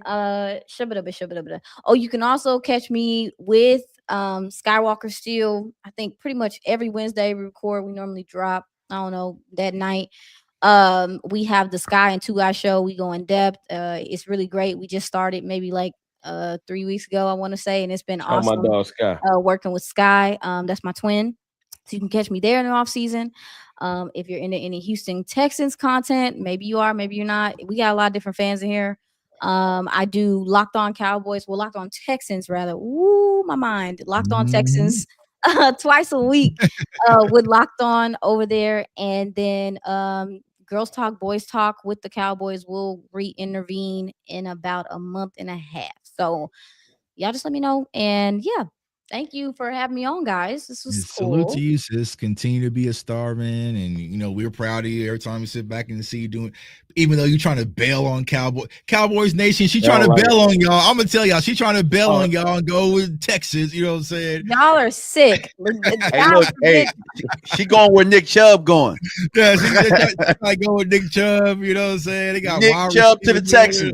You know what I'm saying? Y'all are wrong. God forbid a lady want to expand. I think I'm telling you, since I started doing it, when you dropping some content on your channel, Doug, what do y'all want me to say? It ain't nothing to talk about right now. I don't be talking. Listen, I don't just be talking to be talking. I'll talk when the season starts. Hey, welcome to our life. You know what I'm saying? We got sometimes we gotta find something to talk about. You know what I'm saying? This is my favorite time of year. Y'all, I like shutting up when it's time to shut up, and this is the only time we really get to do some shut up. Ain't no off days in this content space. It's Ray, sweet as snow. I'm retired. I'm retired. Wow, you left something off. She do cover 4 part-time every once in a while. Yeah. She'll be cover 4. You know what I'm saying? She's gonna be a part of the show. So let y'all know when she pop back up. Don't be surprised. Like, hey. I'll be there a lot. I know. Yeah. New member cover 4. Now, if y'all want me to come back through in the off season, I'll come back through, dog. Like, this is fun for me, and I'm trying to get back. I did a lot last year and different stuff, but I'm trying to get back to being in the community again. So. Yeah, it's good. You know what I'm saying? Kind of just get to be yourself. You know what I'm saying? It's kind of like hooping at the rec center. Yeah, I said cuss words. Cuss words, yeah. They like that. You go back and look at the chat. You might get an email. You get an email. I said curse words, y'all. I can't believe. I was like, I gotta cuss, y'all. I gotta. It feels good to get that out sometimes. I thought about clipping that too. No. Put it on Twitter. every time the fans go off, I'm gonna play it. Like, what the fuck y'all want? No, y'all don't do that. That's kind of dope. What the fuck? At least gonna be a button. There's gonna be a button at least. You know what I'm saying? But, hey, we appreciate everyone for tuning in across the platform. Like all the channels, you can find me, JTuck151, on all social media platforms. DMV, let everybody know they can find you, bro. Y'all can find me at DMV Fanatic on all platforms. I'm just coming back from Vegas. You know what I'm saying? So I'm recharged. Yeah, they be on vacation. I know she gonna be on vacation too. That's why she, you know what I'm saying? She got the braids done. Yeah. Bro. That's the tail. She ready to travel. You know what I'm saying? Got them travel braids ready to go. I'm leaving. I'm leaving. It's hilarious. I'm leaving. I'm leaving. My kids and everything. Goodbye. Peace out, man. Peace out. And then Ron, let everybody know they can find you, bro. Hey man, y'all know y'all find me Cowboys Fan Talk, Cowboys_Fan Talk on Twitter, defending y'all against the Goofies daily. And y'all already know what it is, man. We gonna keep trying to pump out what we can. I appreciate y'all support, rocking with us. June 24th. It was how many people in here, Tuck? At one point, 1,400 right now. Yeah, like so we gotta just say we appreciate y'all, man. Y'all could be doing anything else in June when it's the did period, but y'all in here rocking with us. So I want to say I appreciate y'all. Right. No, we appreciate each and every one of you. Don't clip it. No, we're not gonna clip it. We're not gonna clip it. I'm just gonna clip it for my own personal self, and I'm just going. I appreciate that. No, that's why I don't be cussing, man. Because everybody said you got to come back doing in the chat. I've been seeing that. Come back through. Yeah. Unfortunately, I ain't gonna have. I gave you all the information I got. Y'all see my sister's hair. She's going on vacation. I'm going on vacation. We ain't about to be doing no Cowboy stuff for a minute until we get to camp. Now, but yeah, it's just definitely gonna get you you back. Camp? Tua? Huh? Are you going out to camp? I will. I want to. Where's Derek Eagleton? Derek Eagleton. Derek Eagleton, I know you're watching. No, I want to. Your farewell tour. Are you going to camp? I don't know, bro. I don't know, bro. You. I don't know. I might be at camp on accident. I was talking tired of y'all. He ain't going to camp. I want to go to there. I want to go to there, but I'm also like, yeah, we'll see. You know, I might just happen to be in California around the same time as camp. So I mean, where the Will McClay hat at? Get the Will McClay, Trill McClay hat back out. Last time I put on the scouting hat, they ain't listen to shit I had to say anyway. You know what I'm saying? I was like, bro, you know what I'm saying? You didn't cut all half the people. You know what I'm saying? So I was like, ain't no point, man.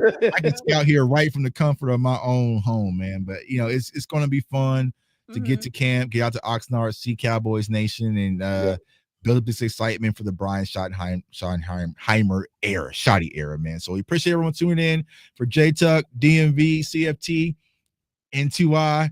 We're cover 3. Everyone had a good one. Peace. All right.